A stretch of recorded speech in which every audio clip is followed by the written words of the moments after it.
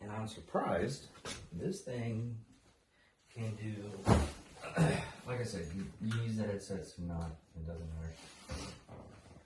I just like using the headsets. Why? I don't know. I feel more comfortable using the headsets. I gotta adjust my seating. Kai's the same way. He doesn't like the headsets. Michael's the same way. He doesn't like the headsets. So you edit this? So. Yeah, I'm gonna edit this. All this stuff is gonna edit. The only time frame I'll clap and you go forward and everything, and then I'll edit this part out. I'll do an introduction.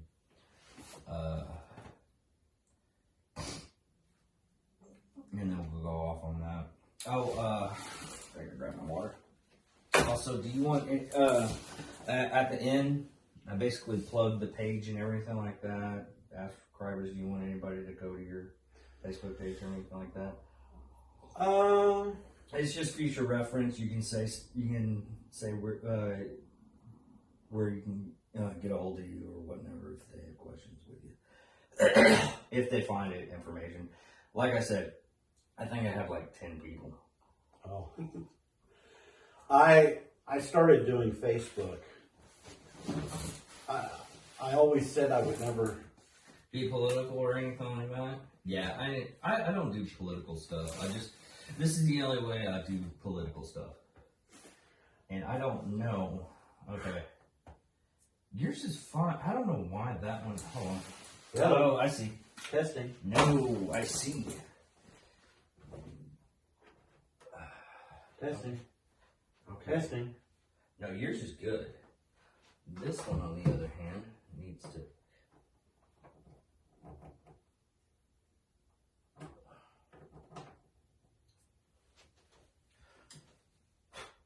That's better.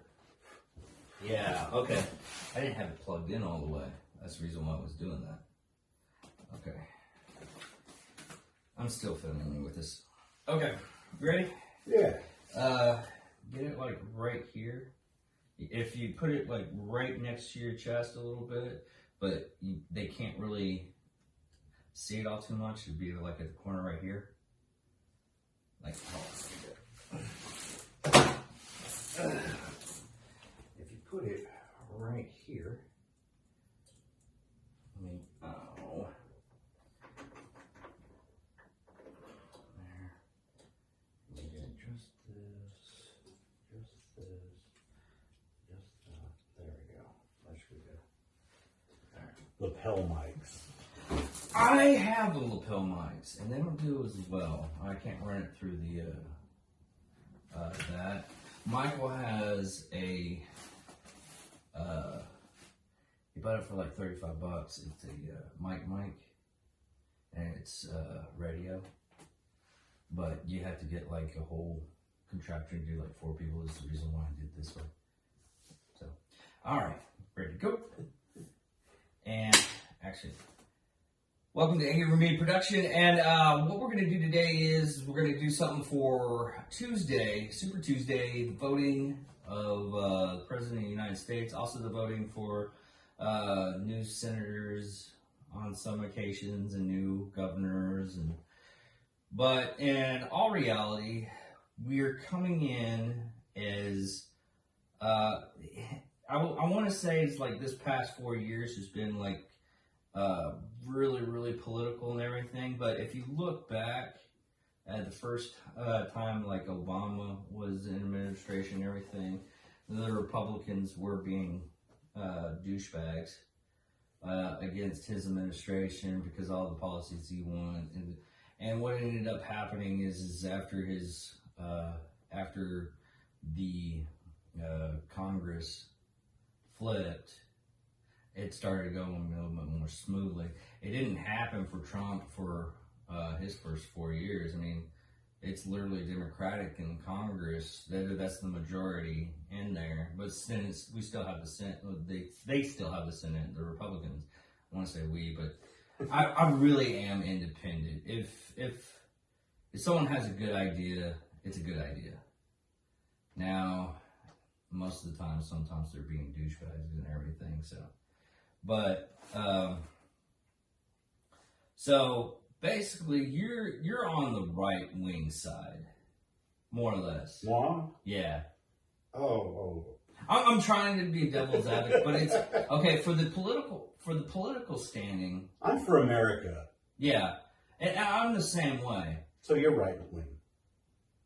Right now, that's what it's getting, because when I was doing the research and everything, I noticed that, like, in the middle of like 2010 or so, after they the flip of Congress to go Democrat, a lot of the Republicans started saying a little more moderate pathway, but they weren't. It was really difficult because, like, right now, they're trying to push policies. Even Biden. This is the reason why a lot of people aren't voting Biden, and he's upping up the taxes for 400,000. And in my opinion, the people that do, like, they earn like 400,000 and everything, they can't afford that, because even if I was super rich and you're 400,000, you're basically working for me, no matter what around it. If you're making 400,000 a year, you're working for somebody. It's only up until you get like $1 million, or depending on where you're at. Like if you're in like a little city, like here, if you were making 400,000, you have a business, so you have a lot of write-offs. Going in the business standpoint, yeah, Trump's going to win because he's not hiking up any kind of taxes or anything. But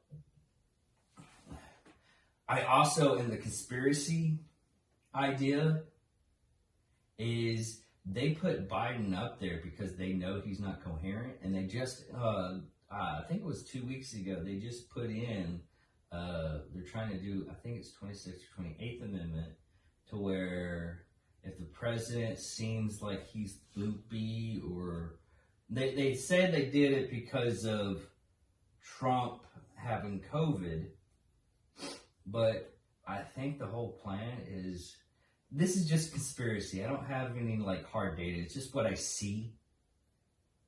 Okay, so thin line. Okay, if it crosses it and I was right, I would say, damn it. It's not required. It's just for show because it already exists. Exactly. There's already a mechanism to get the president out if he becomes disabled. Yeah, and so that amendment was just for show. So the amendment could basically, never pass. Like that. Yeah, it won't pass. But that's something they should have done like in Reagan era, because Reagan at the end of the line, he had dementia. But really like I bad. said, it already exists. Yeah. It's already written in the system. Yeah. That was strictly for show that she brought that out. Which is what she mainly is, just for show. Yeah, she does just do a lot of showmanship, and that gets her in her parties and everything. And as far as dementia, Biden has it. Yeah, there's doctors that already say that he has dementia. I lived with it with my mother from September on, seeing the dementia progress. Yeah. Before each debate, Biden came out and called a lid 3 days before the debate. Yeah. A lid that's when he isn't available for the media, he's going to bed. And he did that to flip his internal clock. For the dementia, because there's something called sundowning. Yeah. And sundowning is when you've gone through the day, and then toward the end of the day, you start to lose it. You might get more irritable. You might even start throwing things. I don't know if he's at that point. But you get more confused. Yeah. So they wanted to avoid the sundowning and have him basically wake up closer to the time of the debate. Yeah, that a lot of people were actually talking about that too. But he was coherent enough during the debates and everything. There's actually... But that's why. Yeah. There is actually a thought process of a lot of people is he was going to contract something to where he couldn't do the debate, basically COVID-19, so he couldn't do the debate. But they went through with it and everything. I guess they got his clock just right because he was actually coherent, but if you look a lot of the actual town halls and everything else that he was doing, he would like have a little bit of a hiccup, a real bad hiccup. Right, and then the media would boost him up. They'd see it. Well, it was only like a couple. The media on this, and I hate doing media because that is literally our number one enemy right now. Is we are propaganding ourselves. We don't have to worry about Russian propaganda, but there is Russian propaganda. But we have to worry about our own propaganda.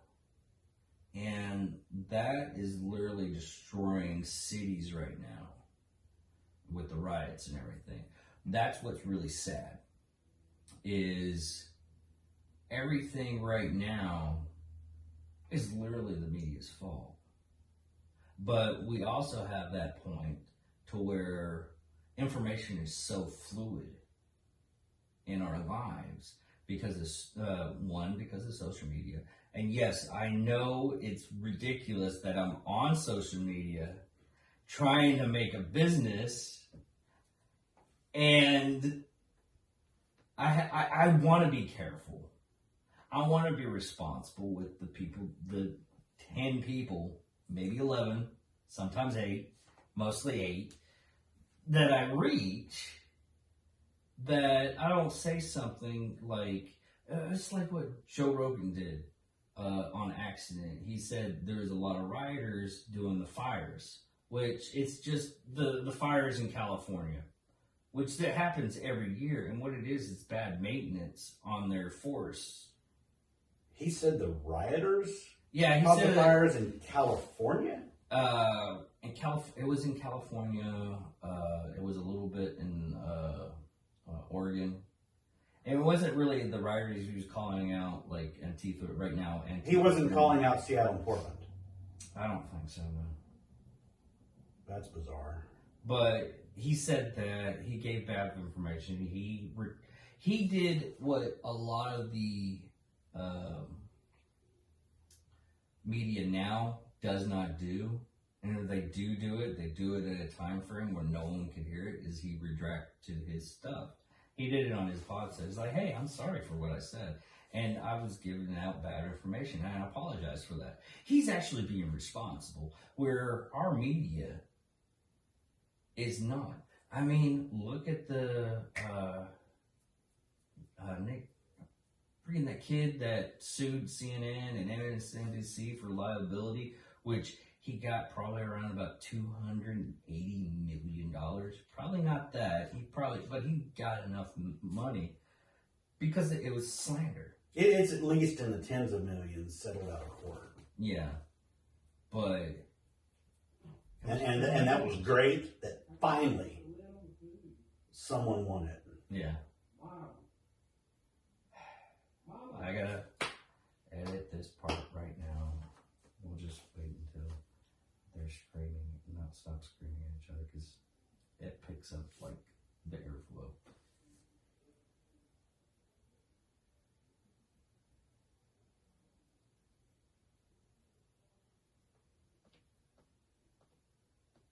You should check out some of the cruising groups that I watch. I can't stand Now- cruising around. Now, I mean for the purpose of that. And look at the equipment they use. They usually somewhere list the equipment. No, But I watch one live show that's the every. reason why. That's the reason why I got that. Well, I watch one live show every Monday.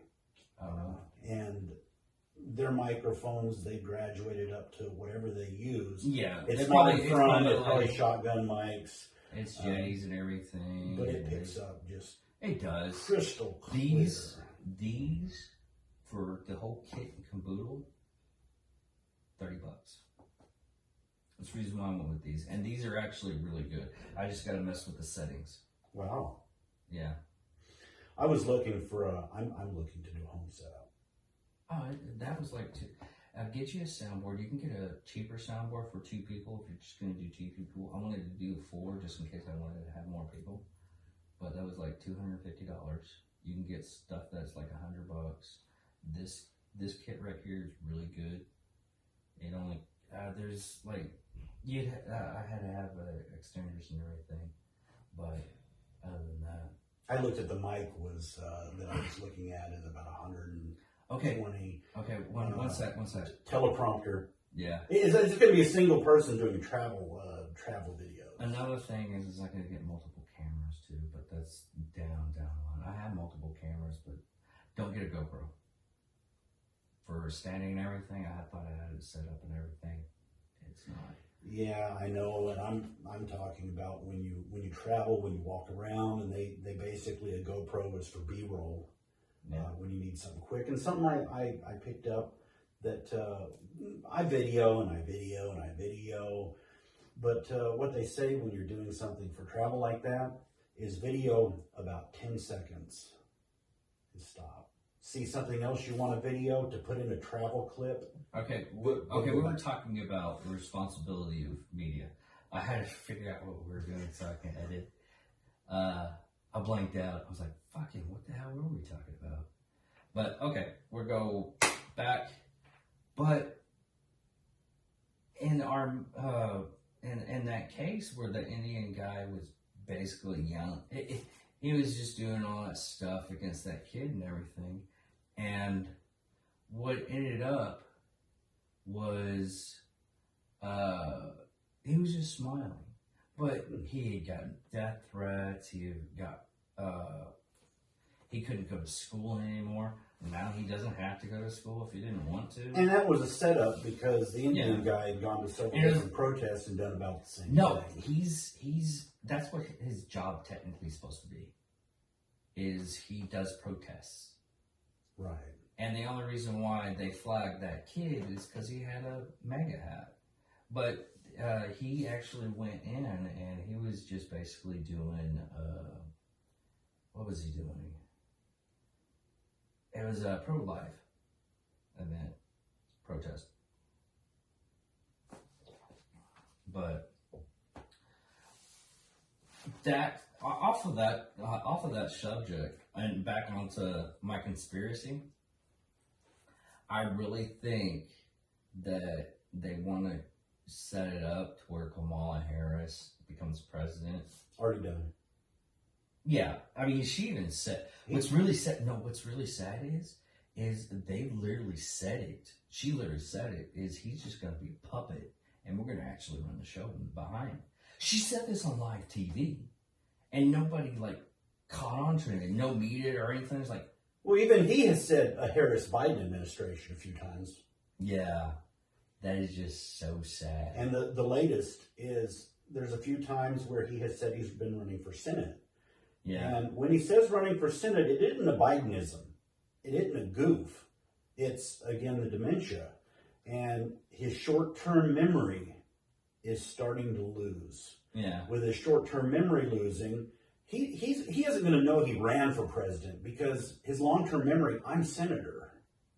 Yeah, that's going to be scary. I don't think he's going to, they say 6 months to a year. I don't think he's going to last more than a week. I think they're going to pull him out after a week. I think the media is hiding the Hunter Biden story because they're actually going to use it after he's going to be thrown under the bus. Yeah, they're going to use it within a couple of months if he stays a couple of months. Yeah, what's really sad is it was the New York Post. New York Post is, that brought out that story and everything. That's a very liberal newspaper, and. It wasn't the news that was hot. No, it wasn't. I wouldn't say liberal. Yeah, they have more liberal views. They're not super left like a lot of the news companies are right now. But no, what happened with that? It wasn't the news that was hiding it. They were posting it as news. They finally found a story. But the thing is social media was hiding it. Facebook, Twitter mainly. And they just got their Twitter feed yesterday restored. Yeah, exactly. They were literally hiding that stuff. And the reasoning why they said it, and the reason why they got their stuff back is because I was listening to the committee for Ted Cruz was on there. And that was awesome. They reamed those motherfuckers.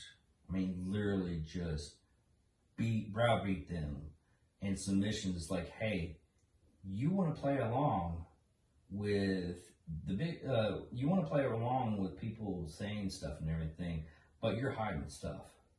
You're stopping stuff that you feel as a company that you can't do. And they literally, I was actually proud for our government for what they're doing for free speech, because they were stopping freedom of press. They were stopping freedom of speech. They were trying to stop the First Amendment. And what it came around to, it was really just basically they just blocked it. And when people actually started to see that and everything, I finally got it posted on Facebook. The actual story and everything from the New York Post, I finally got it put it on Facebook. It hasn't. I have to go back in my feed because I haven't looked in a while.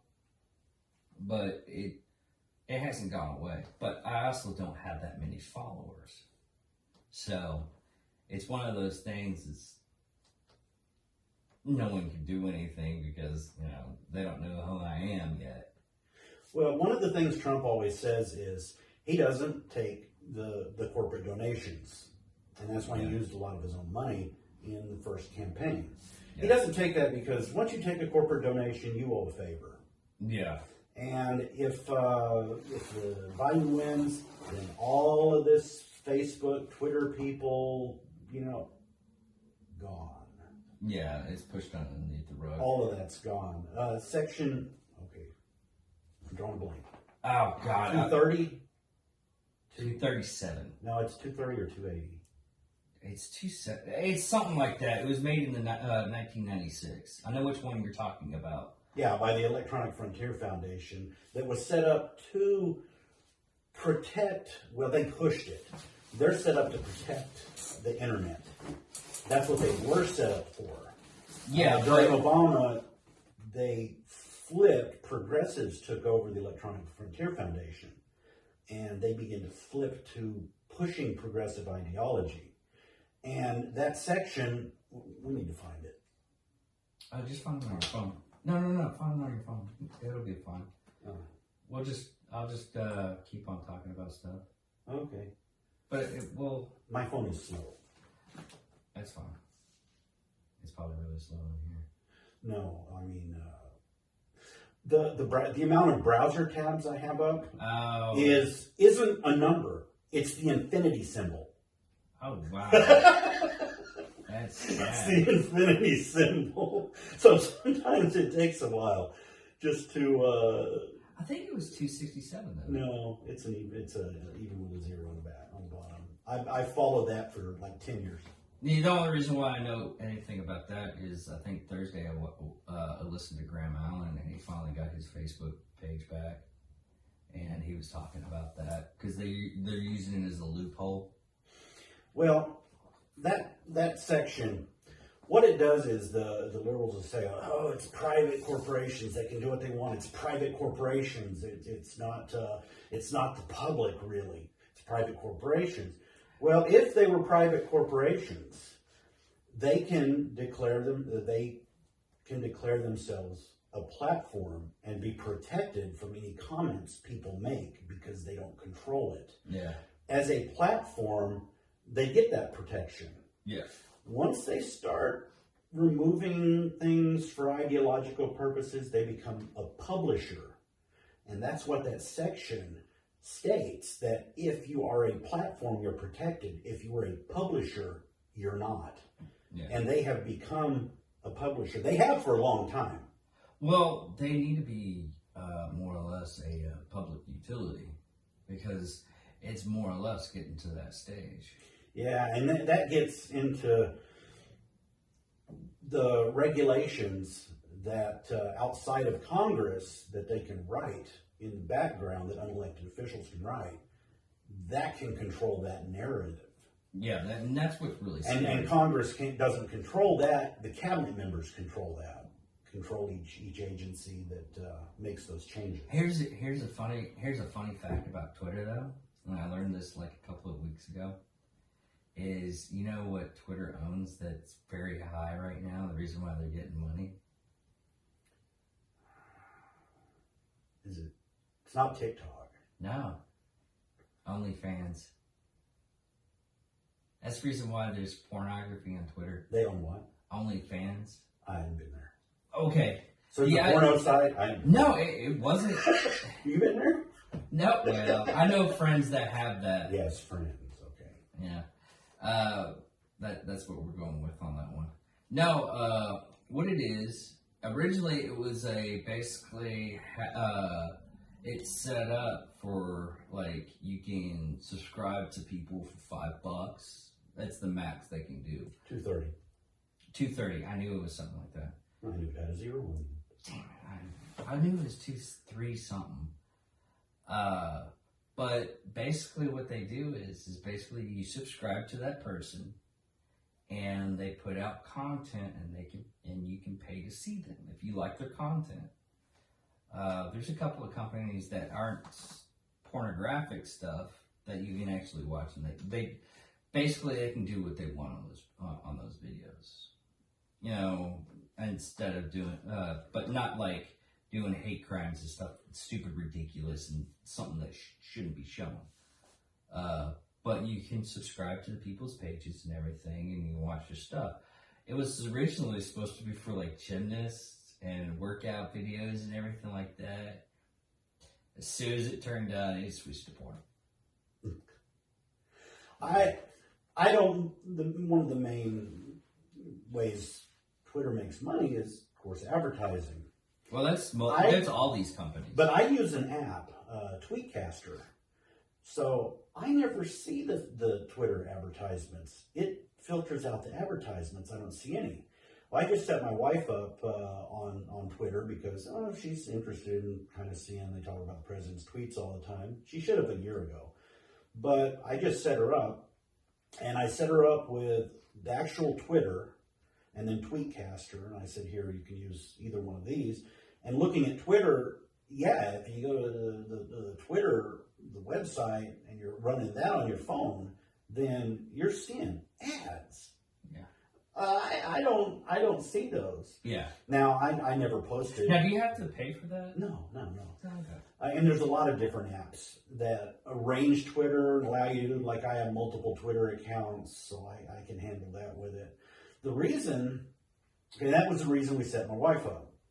That leads to the reason I started getting political on Facebook.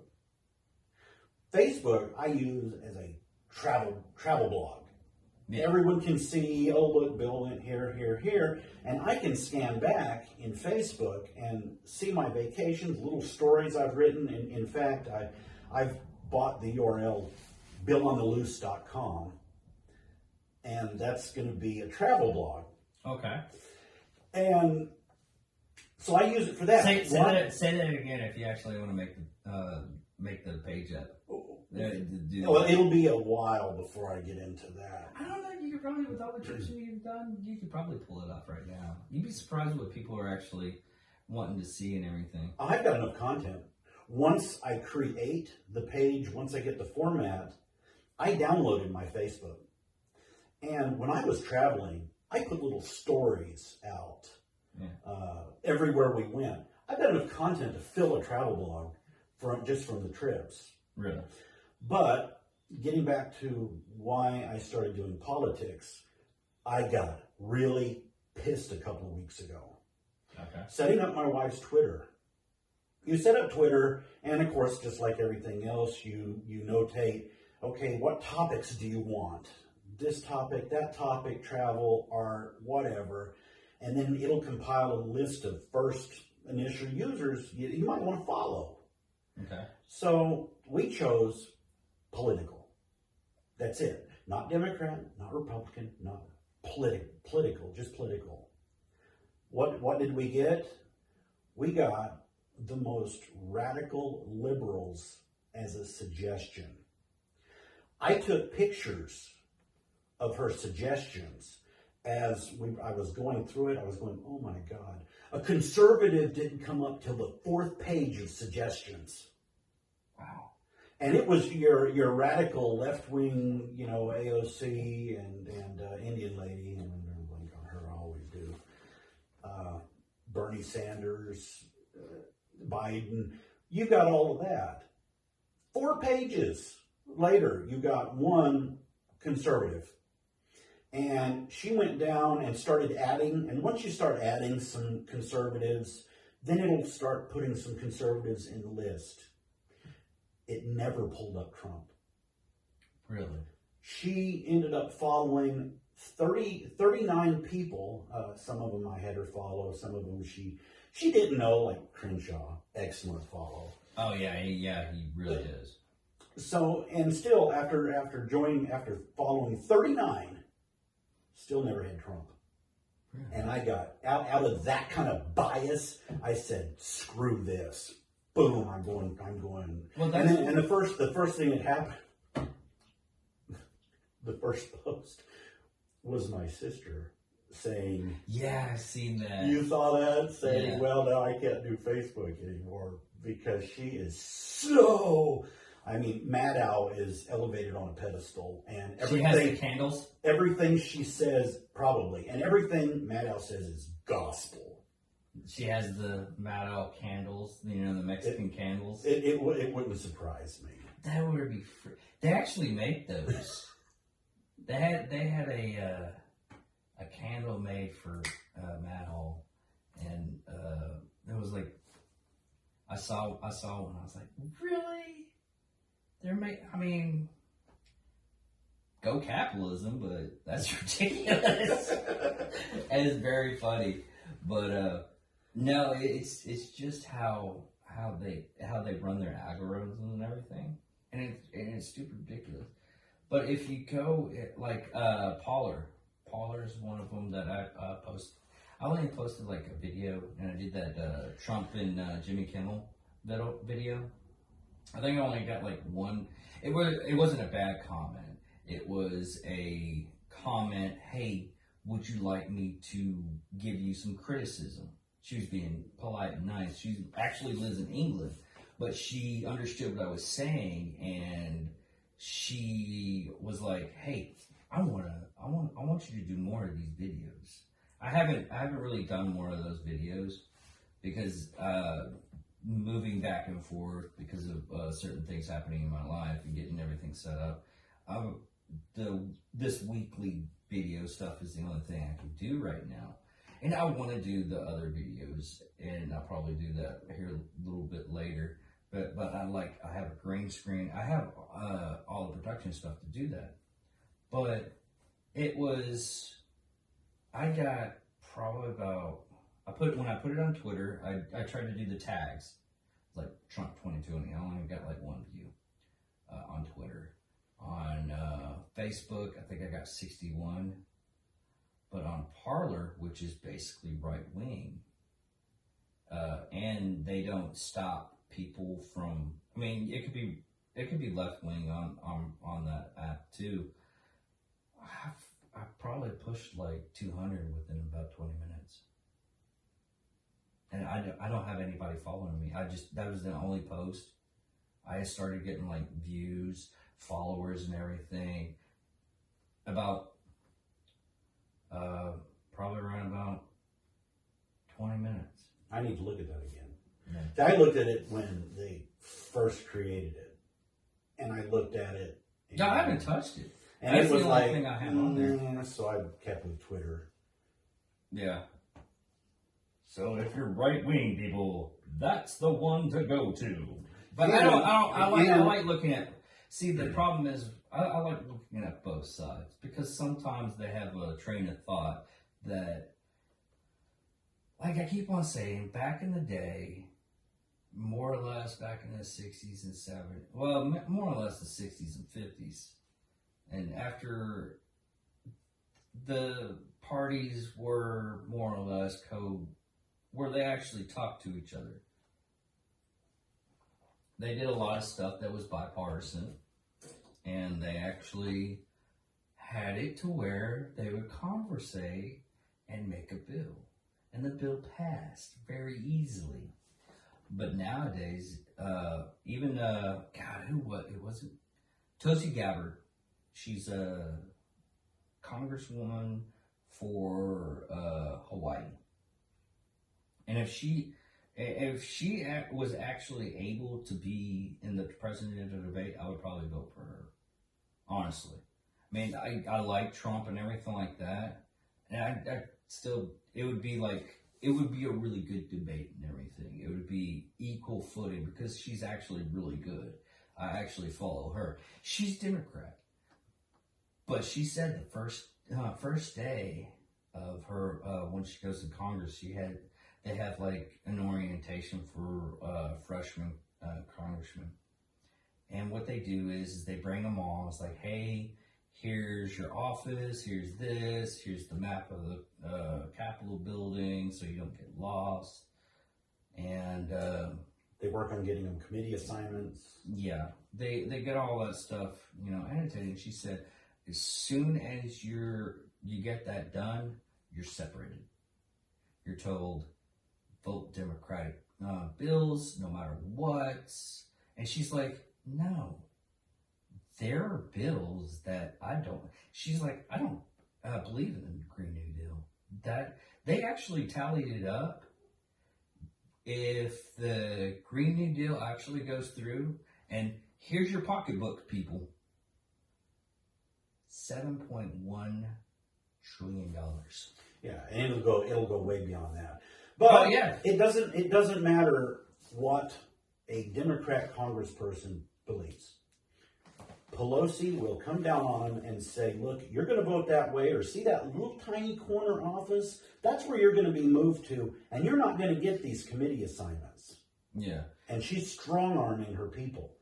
And she has people who want to vote against, but they don't.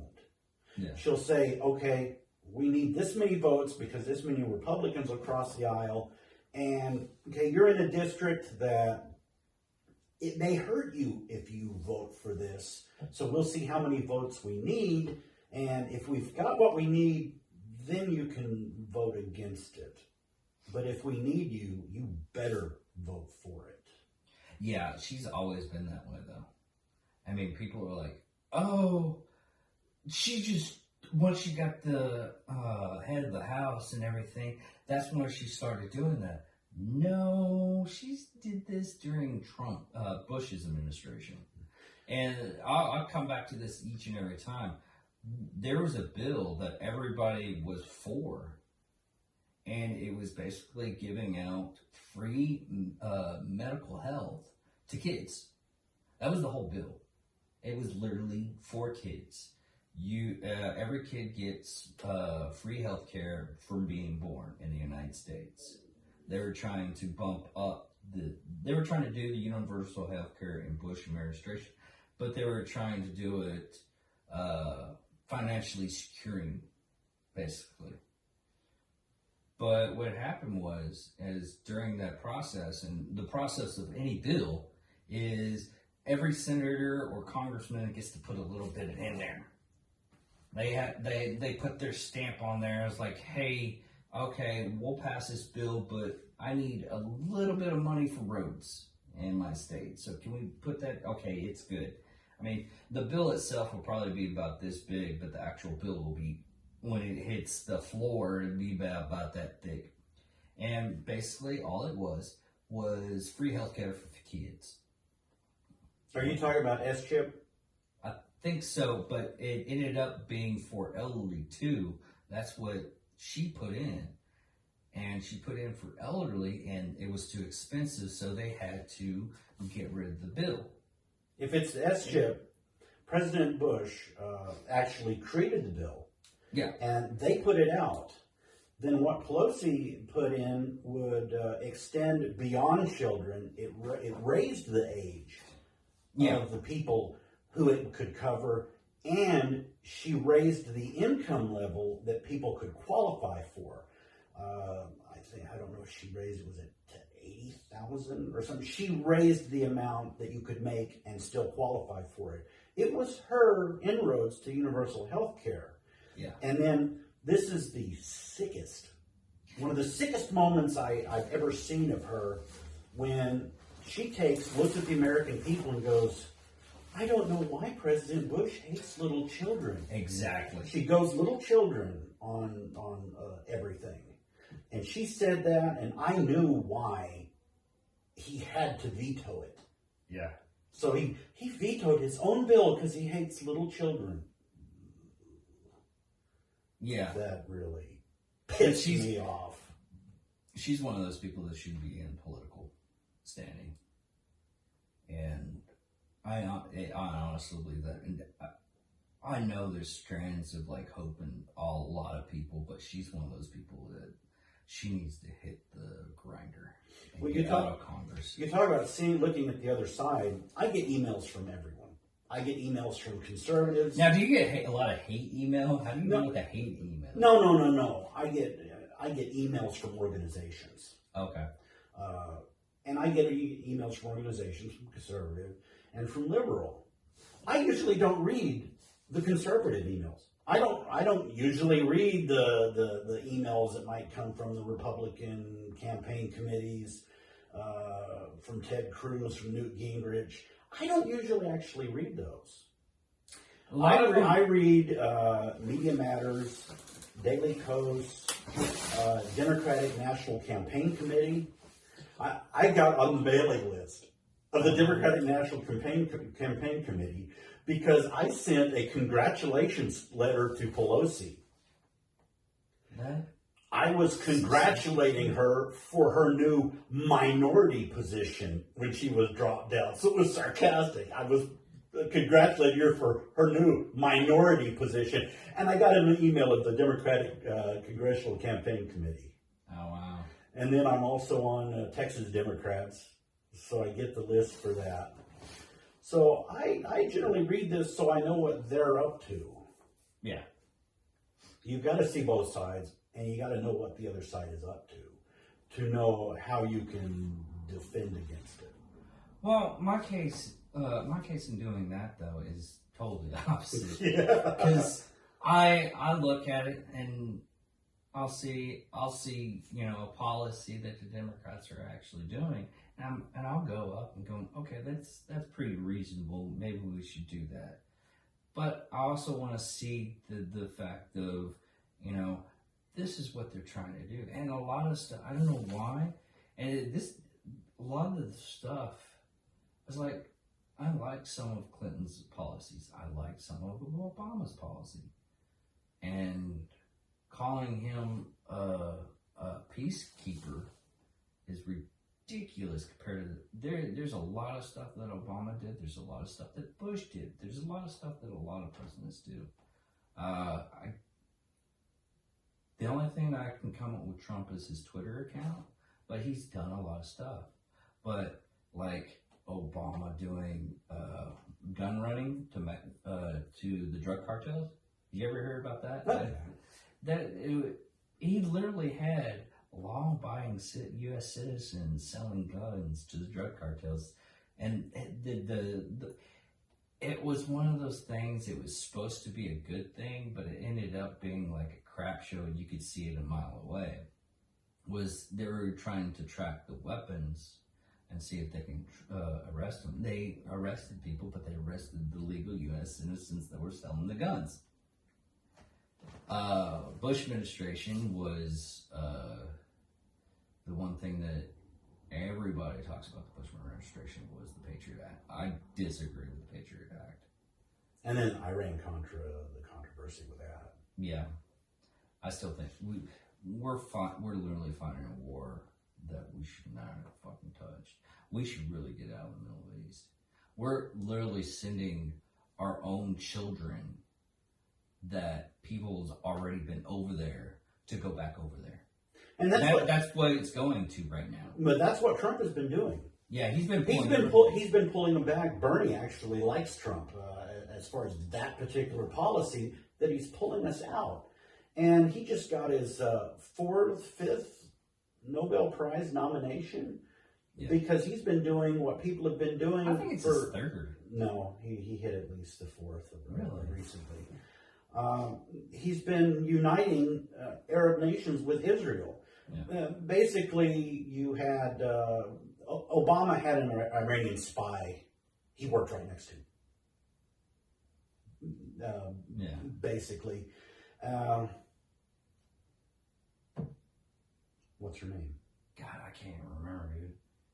But her home was Iran, and of course they get the pallets of money, and he says, screw you to Israel. In fact, talking about foreign powers interrupting elections, Obama actually sent money to campaign in Israel against the Prime Minister of Israel. Yeah. So this foreign money, it's supposed to not go either way. Well, all that went up to, all that money went to like ISIS and everything. So, and that was ridiculous. Of course, he also did a lot of people was like, oh, but he didn't really have the men attack anybody. He did a lot of drone strikes. Valerie Jarrett. What was Valerie Jarrett? Oh, the chief of staff of Obama. No, I think it was it chief of staff? No. Whatever. My mind is going. I'm having some Bidenisms. But she worked with him through his entire 8 years, and she's an Iranian born. Yeah. She was not for America, and she still works with him. That's the reason why a lot of the far right wings were saying that Obama was more or less a what do you call it? Muslim conspiracy. I mean, the whole reason why that was they're trying to do it. He was in a way, but he ended up doing a lot of good in his office. But there's a lot of stuff that he didn't do. The stuff that he did good, if they set the policy up for universal health care, yes, I want universal health care, but I also know that we can't afford it. You would have to raise the taxes, and the way he did it was, it still screwed over a lot of people. But I also see like Canada and UK and all those people, when they have universal health care, they actually start up having queues to go to the hospital. If you have a broken arm, you might get there probably about 3 months. There was actually a case in Canada where a guy had a broken arm, and he was basically, I think it was like 2.5 months. They had to re-break his arm and reset it. And that's what people want. And people was like, no, it's not going to be like that. It was like, no, that's it. And if you say that, and you're like, oh, no, that's not how it's going to be like. Look at the VA. I mean, literally, I've seen a meme that said, I think the VA is broken because there's a soldier from the Revolutionary Army behind me. Of course, it was just dressed up and everything. But it goes about how much time we have to spend as veterans trying to go to the VA. I don't go to the VA because I've already seen that what my dad has to deal with. He has to deal with the VA all the time. He says it's like 2 to 3 months, sometimes shorter, sometimes longer. But he has to get on a waiting list to get his care because he retired. And he can't go to the doctors that he wants to. And that's what's going to happen when we have universal health care. And that's what happened when we had a glimpse of universal health care. And we still have a somewhat remnants of Obamacare, but it's universal health care. And the people that are on it are literally, they can't go to the doctor they want to go to. They don't have, you are literally giving up your choice to get better care because you are willing to give up your freedom to choose. Well, a couple of things on that. Bring it back real quick to Canada. Canada, if you look at their healthcare system, you've got to look at each province, because each province has its own ability to set up the healthcare differently. So we're in this province, it may only take a month to get an MRI. This one takes 8 weeks, takes 2 months. So I prefer, well, let's see. Yeah, we can get you downstairs at the MRI today. Yeah. We don't have to give you painkillers for a couple of months and then do the MRI, and then the doctor sees that, painkillers. and then the doctor has to do another test, so it's another month. My mother lived in Marble Falls. She had 2 friends who were Canadian. They came down from Canada every few months to go to the doctor because of the Canadian healthcare system until they reached an age. There's a certain age that Canadians reach where if they go out of the country to get health care, it's the same thing as our Social Security. That voids their retirement. They can't collect it anymore. If they have, so it got to where I think last year her 2 Canadian friends said, this is the last time we're going to be able to come down to America for health care because we've reached that age. Canada controls them that much. As far as the original health care bill, I read it. I happened to have been going through a period of unemployment during that time. I read the entire 2,000-page bill. Yeah. Now, one of the things that's complicated on the bill is you look at it and it inserts language in other bills to get this accomplished. So you have to not only read the bill, if you want to get an understanding of this, you got to read the bills that it inserts language into. Yeah. So it's like a spider web. The entire bill, the entire 2,000-page bill, was a framework. That wasn't the actual health care. It was a framework. And then behind the scenes, HHS, Kathleen Sibilia, who loves euthanasia, she was busy writing tens of thousands of pages of regulation that makes that work.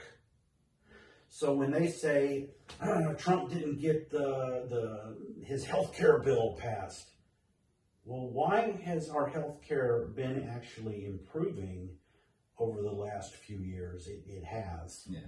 Why has it if he didn't get that passed? That's because they've been put in a big eraser, just like his campaign promise is all these regulations, I'm getting rid of them. They've been rewriting the healthcare system from the beginning. As far as the Obamacare exchanges, they have covered California. California had something similar to what Obamacare became. And I communicate with a lot of people in California, Washington, Oregon, all kinds of, some good people, some nut jobs.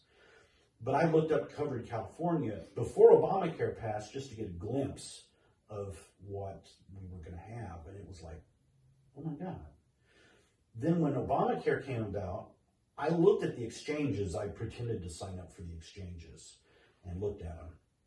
And I went, we'd go bankrupt. With our medical bills, looking at our medical, if we had to have that, we'd have had to file bankruptcy. Because when you get something with a $5,000 or $10,000 deductible, and then a high copay, these people who haven't had insurance, maybe, or who've had it but don't get sick, so they haven't used it, they don't understand. They don't understand a deductible and copay till they have to use it. And then they go to the doctor and they say, oh, you've got to pay this much. Why? I have this health care that I pay for. Well, there's this and this. They end up going to the emergency room anyway because they can't afford to use it. Yeah. So it was all garbage. Also, the bill was filled with every little pet project that some feel good person thought would be really good stuff that they've been trying to for decades trying to pass through Congress that Congress would vote down. They just went and shoved it in the healthcare bill. Really? So there was a lot of the health stuff. See, I only skimmed the surface on that. Like, I just got the basics of that because I know that, say that Hobby Lobby had a problem with the Obamacare because they put it in the regulations. If you have, and then a lot of companies have the same problem, is if you have really good insurance, what they call Cadillac insurance, and you're giving really good insurance to your employees, you have to pay in to Obamacare too, to levy out the people that aren't getting that really good insurance because they're not working for that company. Hobby Lobby had to do it. There's a couple of other people that had to. The Hodge twins was another people. They said it was like, we're looking at probably about $6,000 for health care for our people. We couldn't hire that many people. And that's what you want to have. You want to be able to hire more people and give them the care that you're getting. That's what a lot of companies do. That's what capitalism is. The more people you can hire, the more people you can take care of, and the profits go to you. Yes, but it was to the point that there's a lot of companies, they only hire 49 people. Right. Because in any of the stipulations, you have to have 50 people. And once you reach 50 people, you have to give them health care. And there's also stipulations that Walmart uses is you can only work people for 38 hours. If you work them more, they're full-time employees, and you have to give full-time employees insurance. I think the under Obamacare, it was 30 or 32 hours. It wasn't just the full or part-time. There was a number of hours they had to work under, and I think it was 30. But the Hobby Lobby case was also putting payments for abortion in the health care in Obamacare. And what happened, and this was a farce. Well, Chick-fil-A had to do the same thing too. The Stupak Amendment. The Stupak, there was him and a group of Democrats, I don't know, 4, 6, 8, that were holding up Obamacare. And he knew, he voted for that where it would pay for abortions. He's out. He was also personally against it. So they put, I don't know if it was an amendment, something in the bill that was really a joke because it could be struck out at any time. And they put that in the health care bill. And there was, if you look back, the liberals were putting coffins in his front yard because he wouldn't allow the abortions to be covered, and they were threatening his little group. Yeah. But between that and then Pelosi getting the OMB to show that the health care bill was under a certain amount, and she comes out to the cameras and goes, I really like numbers. When she got that number and when Stupak joined on, then it passed. If Stupak hadn't, or if it hadn't got the numbers, and if you look at the OMB report that was to Pelosi, the page on that, she was trying to put in cost savings from student loans. Okay. As one of the things to reduce the health care cost. She tried to put ending Saturday delivery for the post office, the savings from ending Saturday delivery, as part of the number of the health care bill that would bring the costs down. The OMB struck that and didn't go with either one of those. But if you look at the actual bill to the Honorable Pelosi from the OMB, where she was trying to get that number, I think it's $1 trillion, that's what was in there. She started taking everything that was a cost savings not related to Obamacare and putting it in there to see if the OMB would kind of glaze over and go, oh yeah, that's a cost savings. But they didn't on a lot of that. But she finally got it down, and that's when it passed. And she did a little ceremony looking like the civil rights thing with the gavel. And yeah, that was super ridiculous. But going off of what we have right now though is we have I hate the two-party system. I honestly do. Well, we're about to possibly not have it. How is that possible? You look at Democrat and Republican, but it's not Democrat and Republican. You get to look behind the scenes. Yeah. It's progressives. They had been building a framework for society since the 70s. I followed, did a lot of research into the Nathan Cummings Foundation, for instance. They're one of the ones that started building this framework. And I have a tagline, progressivism, it only thrives when it hides. Okay. It's been behind the scenes. With Obama, had a lot of their policies, they came out. They're visible, so they're not hiding. They expected Hillary to win, so they wouldn't have to hide anymore. And everything they wanted, they could get through. But that didn't win. And that's why there's the biggest fight. Because Trump has been reversing all of those radical policies. And that's what I keep up with. I don't keep up with necessarily Democrat, Republican. I keep up with Republican, Democrat. I keep up with Republican, progressive. Because that's the threat. Or conservative, progressive. Yeah, conservative, progressive. Because that's the threat. And they're behind the scenes working all this. They're talking about if Biden gets in AOC and Ilhan Omar as cabinet, as his cabinet. So they're. I literally talked about this yesterday. I was like, this is literally the first time I've ever seen everything going political that seems like a fucking Bond movie. It really does this time. It literally, because some of the stuff that you're saying, so I pick up with like Alex Jones, and yes, he is a shit show nutbag, hands down. But sometimes you got to look at the crazy to get that one grain of truth, so you can look at it and going, okay, I'll take this lizard people and see what it's lizard people. So we'll figure this out. No, we are lizard brain chunks. You'll have to look that up. I'm not looking that up. There's no way in hell. And it was an actual, not a nut job on one of the news stations. The guy wasn't one of the nut jobs. The guy was an actual economic analyst, and he called conservatives lizard brain. I put that on Facebook. It was on CBS, I think. Really? It was kind of a normally considered a legitimate guy. Really? Well, I mean, they have one.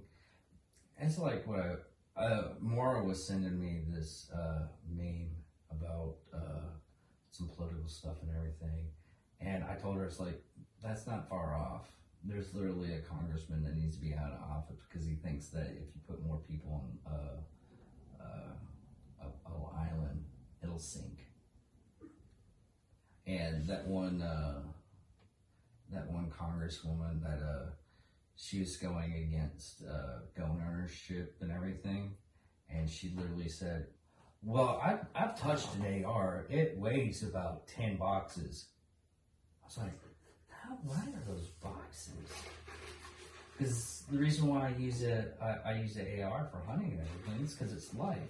My dad uses a mini 30-30, mini 30, and that thing is just, I could see where the 10 boxes came from on that one. And then she called the bullets 50 cal. I was like, that's expensive. How am I able to shoot? Now it's pretty much the same price as a 50 cal, almost, because the bullets are, literally, if someone was handing out 5.56 and 9mm out for Halloween, I'd be dressing up as for Halloween, going door to door and doing like circles around that one house so I can get some 9mm ammo. Well, thank you, Rager Up. That was hilarious.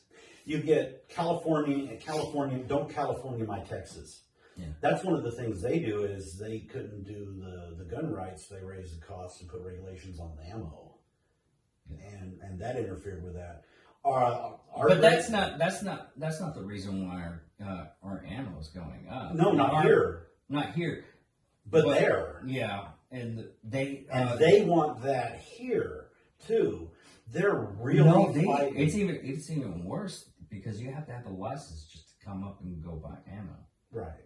That goes into the extra taxation and everything. So you have to, and if you go to other states that don't have that, you bring them back, they can see you. And look at Beto, who has specifically said he wants to go in and take your guns. That's not just a side comment. If you look that up, he has specifically said that. He's another one that they're talking about being a cabinet member of Biden. And he's working to turn Texas, and he's working hard. And a few days ago, I got on a conference call with Greg Abbott. Okay. And it was pretty awesome and eye-opening. And someone who was from India, it sounded like from India, who had moved to Texas.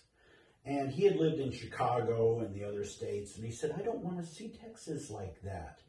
And he said, what Beto is doing is somehow he's appealing to the youth in a way that they don't know the policies. They're just blind, following.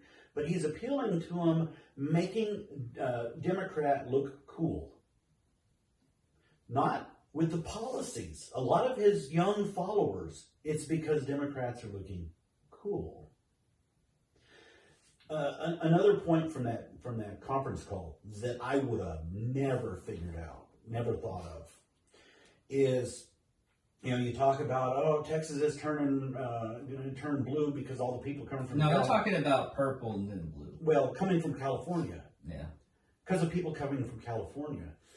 Greg Abbott actually said, I'm going to say something that none of y'all would probably ever think about. It's not them. No. It's Texans turning. The people who are coming from California, who everyone thought was bringing their own policies, they're actually voting conservative. They actually did intelligently realize it. I mean, back about 12 years ago, I worked at Budget Truck Reservation. We had a time period where it was $199 for a truck from here to California. That same truck from California here was $4,500. Dang. The reason is it's by supply and demand, and I was on the phones, and every once in a while you'd get someone who'd say, okay, I'm going from Texas to California, and then they go, okay, I'm really going the other direction. Why is it so much? But it was so much because we couldn't get trucks to California. Yeah. We had to pay transfer drivers to move trucks there. So you're paying a driver, you're paying maybe a hotel, you're paying for the gas to get that truck back to California. Yeah. That's how many people were leaving California. And that was 12 or so years ago. Okay. Hold that thought. 12 years ago with that. I got to check the phone to make sure that we're still recording. Okay, we're still recording. We're at an hour and 8 minutes. Okay. I'll edit it. No big deal. Okay.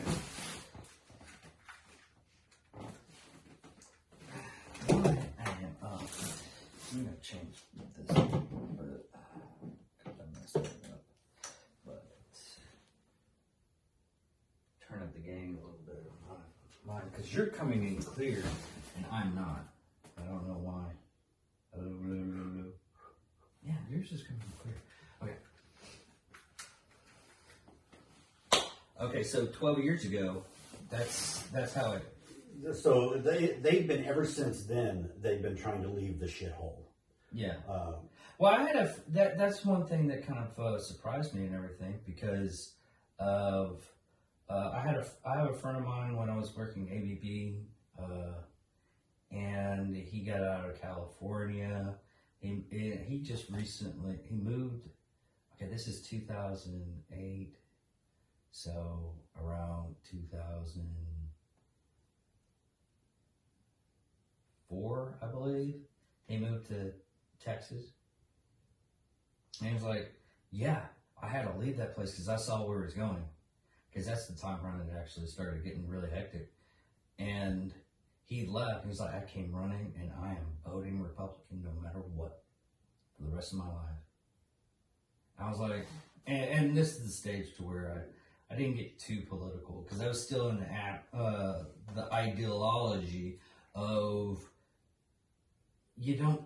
It's still back in like the 50s that you don't talk church, you don't talk politics, and you don't talk religion. Because no matter what, if you're talking that, you're always wrong. And yes, if we have comments on this, I will look at them. Do not do like super hate stuff. I'm not a racist. He's not a racist. I'm probably a bigot. And that's about it. Well, another thing on the... hold on real quick. I think I am pushing over the wrong thing. Hello? Yeah, I think I'm pushing on the wrong thing. There we go. Okay. So I learned a lot from that conference call with Greg Abbott, and I had submitted to ask a question, but they ran out of time. They ran out of time. But one of the other things I learned, I've always known the pre-existing condition crap that Biden is fighting, the liberals fight. Oh, they're going to get rid of pre-existing conditions. no, he actually sent a policy like right before the debate. He made an executive order that pre-existing conditions and everything has to go through the insurance has to do that. Well, yeah, the first executive yeah, order is gone as soon as he leaves office. as soon as he leaves office. But here's what you might not know: if you follow Crenshaw on Facebook. I follow him on Twitter, Facebook, and Did you see about the health care? They actually put forth a bill, and he has it on his Facebook, and I reposted it on my Facebook. They actually last January put out a bill that was a small bill strictly protecting pre-existing conditions. yeah. What I didn't know is I knew Texas already, before Obamacare, had where you could get insurance with pre-existing conditions. See, that's That was already protected, and it was called the high-risk pool, Blue Cross Blue Shield high-risk pool. It was expensive, but instead of blowing the whole system, they could have subsidized that kind of thing to help pre-existing conditions. That's what I don't get because I've never heard about pre-existing condition stuff until it was brought up by like people from California and people from New York and people from Chicago and what was the other state? It was a weird Delaware. It was generally nationwide. It was only this high-risk pool that most people didn't know about. I happened to have been on a COBRA, and the COBRA was going to be going up, so I started looking for other insurance, and it was like, oh my God, the high-risk pool is like $1,700 a month. But mine was going to go up to $1,100 a month, and I happened to get a job that had insurance that started right away, and was able to only have to pay that one time. But what I didn't know is in 2018, Texas passed its own law. This is what Abbott said, protecting pre-existing conditions. I haven't looked at it. He actually said, okay, this was the bill, so I have the bill number written down. I haven't looked at it. But so Texas already protects for pre-existing conditions. Okay. And I've known pre-existing conditions a long time. It goes all the way back to the first time I ever had insurance. I had pre-existing condition, and if you let your insurance lapse by so many days, then any pre-existing conditions, you would have to have a new physical, and the insurance could deny for pre-existing conditions. I think it was 60 days, 60 or 90, I think it was 60. You couldn't have a lapse in coverage. Really? So I have, in my life, there's been times where I ate SpaghettiOs just about all the time and beans to keep paying for insurance because I didn't want that to ever happen. Oh, wow. So now you're protected in Texas. Well, in Texas, and that's just if you have a lapse in coverage, and if that insurance company is going to be dicks and go against you for a pre-existing condition, which not all of them do. But as long as you don't have a lapse in coverage, but even with a lapse in coverage now, what passed in 2018 would keep that from happening. Now, Amy Coney Barrett, she's gonna get rid of baby killings so we can't murder babies, and she's going to, your pre-existing conditions, they're not going to be covered. Do you know what might come up before, what's going to come up before the Supreme Court as far as health care? No, because I didn't keep up with that all too much, because I already knew. I was like, okay, she's going to get in. Well, what did... I don't care about the... What was the most visible thing that Trump got rid of with Obamacare?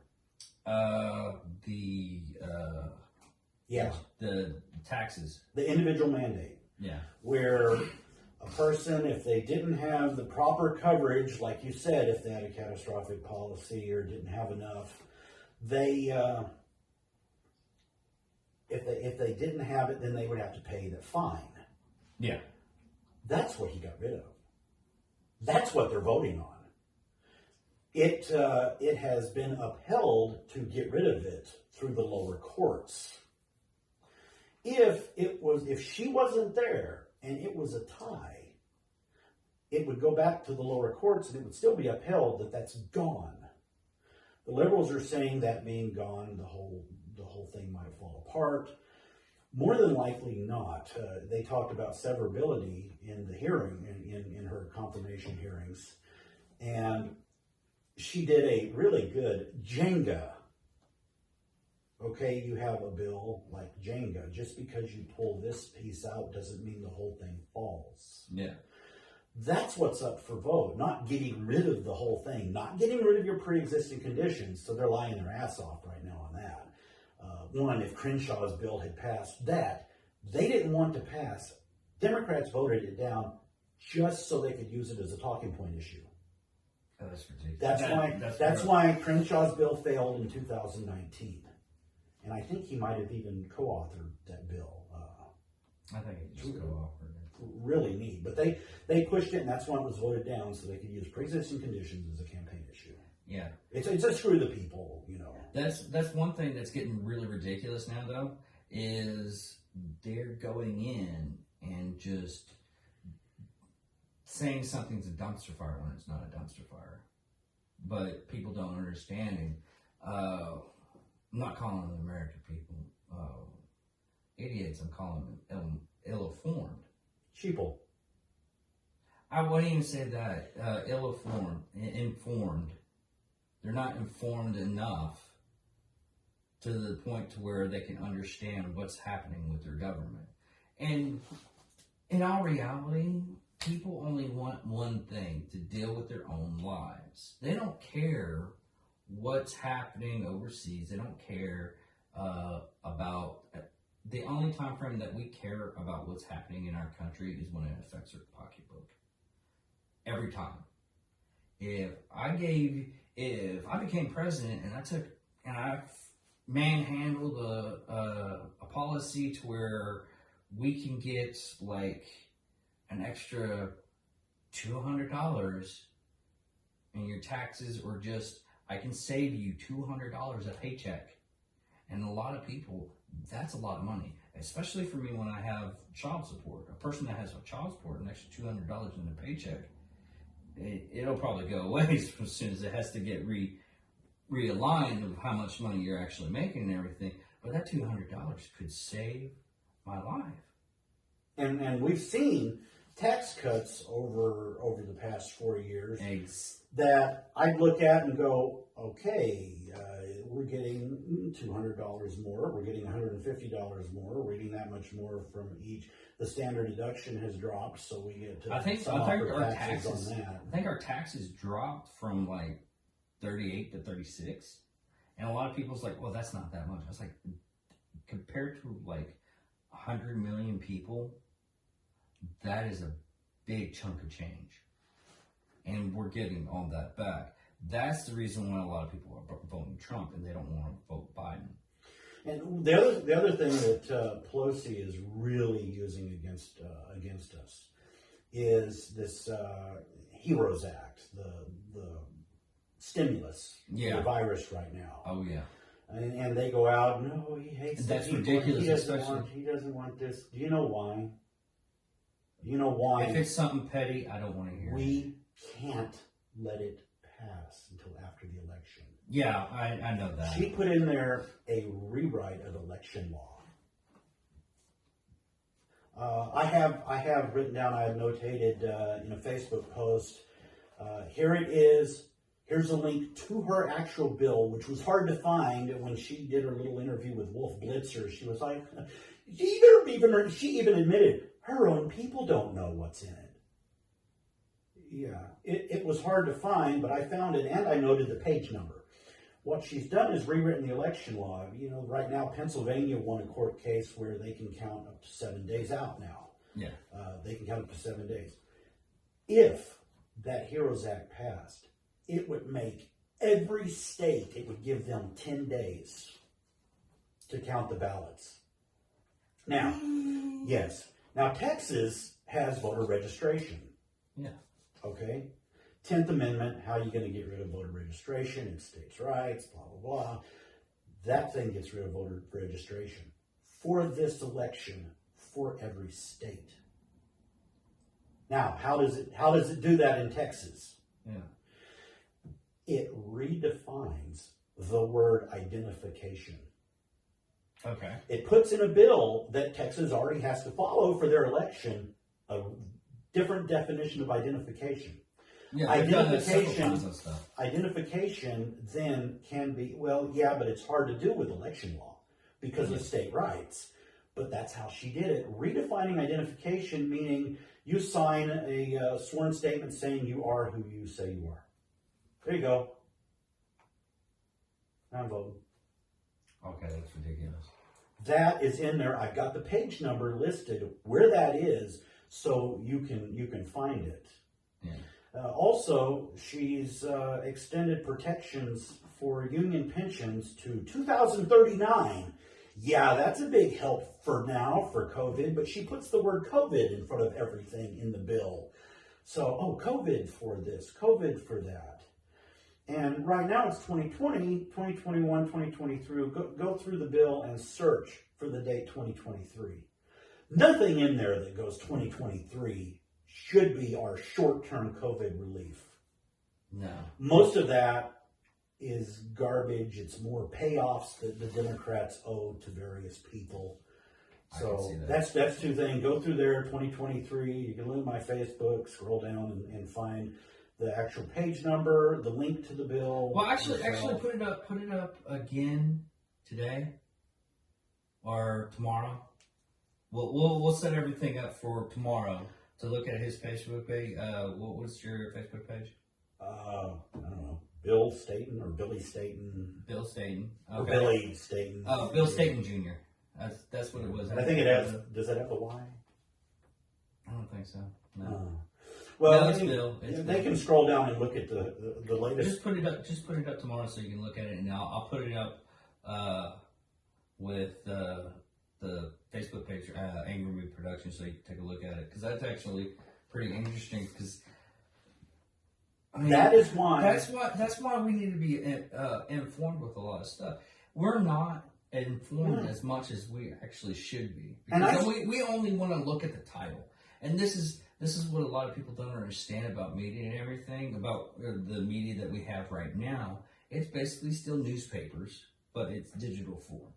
And what it is the headlines, which people call clickbait now, but the headlines used to, this is when I was taking journalism.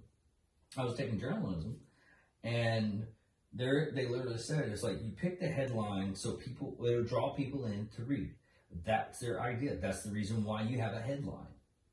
And that's now it's clickbait, the clickbait title. And say, like this one, I'm going to use, we get political on this episode. And what you need to do is you get someone to analyze that. It could be, because of this product, you're going to die. And a lot of comedians actually made fun of that in the past. I was like, why are you doing that? And I finds out it's not a product that I will never even touch. What are you trying to? Why are you using scare tactics? And this has happened from back in '44, or in even further. This is always been happening, but people are just they're not even realizing it now. They're just upset about a lot of the stuff you can date back from like a long time ago when it actually started. But they're saying, "Oh no, this is new." No, this is when you realized it. Yeah, it's that point to where you realized, "Hey, they're baiting me," and I'm constantly letting them reel me in. Fisher's turn. Hope you like that. Well, going back to Obama's term, I first realized some of this with Glenn Beck. I was kind of defending him on another site because I saw the attacks. You'd go to Media Matters and you'd look at one of their attacks.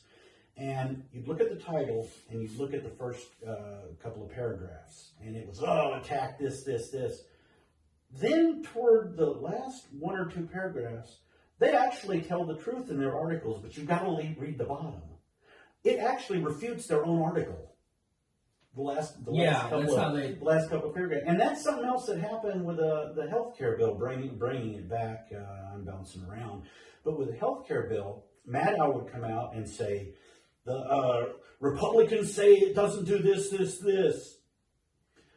It's in there, Republicans, and she did this creepy lie. She did this creepy leaning into the camera lie. Well, if you actually read the whole bill.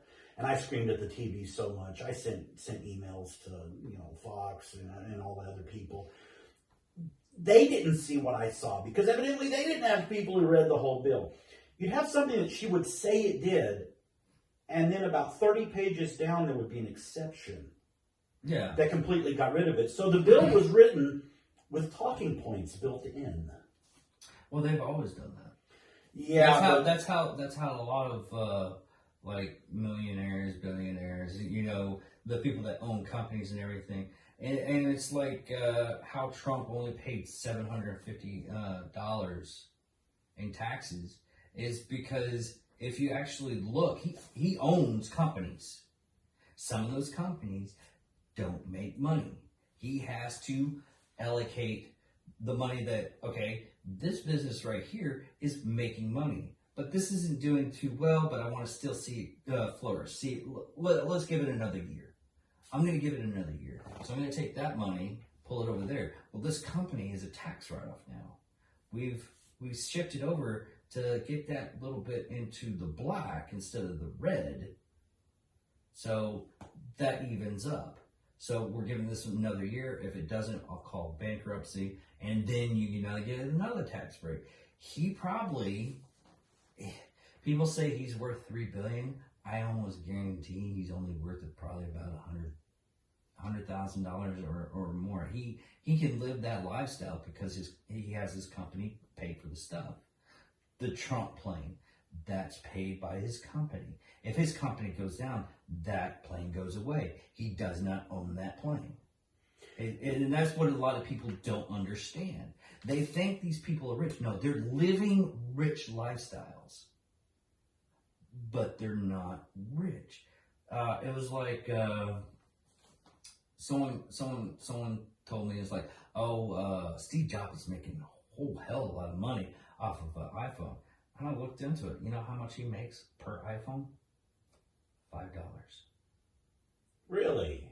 When he was alive, he made $5 per iPhone. But you also got to look, how many iPhones is he selling? How many $5 is he making? And it just skyrockets because all the proprietary licensing in an iPhone. Not even that. The company owns that. That's the reason why they got rid of him. They got rid of Steve Jobs for a while. And then he had to come back because they were floundering. Yeah, exactly. But it was the basic fact that off of the iPhone, and this is just one product. one Apple product. It's not all and people just didn't realize that. It's the same thing with musicians. And this is the case that I really don't like. And I love how, if you are a musician, musician, not a magician. It's a bizarre show. And yeah.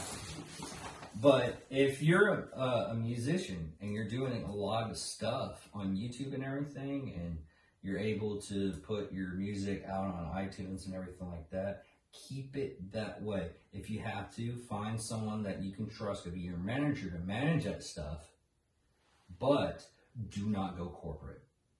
They will, it is, I could do a whole show on the music industry because it is that much of a dumpster fire. I went in and I was talking to a person that had a band, and he showed me, he's like, yeah, we're doing this ourselves, we're doing this ourselves, we're doing this ourselves. It was like, why are you doing this yourselves? Why don't you just get, a record label? It's like, dude, if we have a party, I pay for it.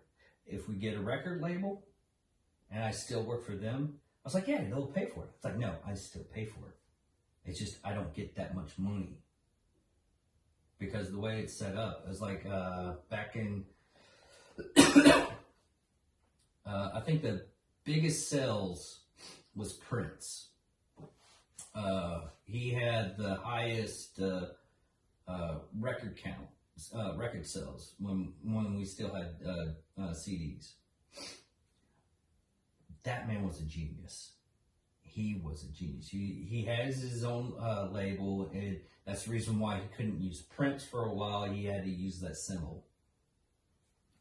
And the reasoning why is because his record sales were so high for the basic, I can hear the eyes too. The basic fact is he was giving away free CDs for every ticket buyer. They weren't free. They were adding costs to the ticket sales. But it shows, they added into the ticket sales, and it shows up. If you actually read the printout and everything, you bought the CD when you bought the ticket. They were giving them away saying, oh, here's your CD. Well, people were just saying, oh, I get a free CD. That was the thing. And he rigged it to where he was selling, he sells out. He sells out to arenas. Well, he sold out arenas. Past tense. I forgot he was dead. But he sold out arenas and everything. And that's $50,000 a sell per arena. And then he rigged the system so he could be number one in the selling charts. Oh, that's awesome. Because he was his own producer of his own music, he ranked in all that money. But you take a person like Katy Perry that has a record label. You know how much she gets per CD?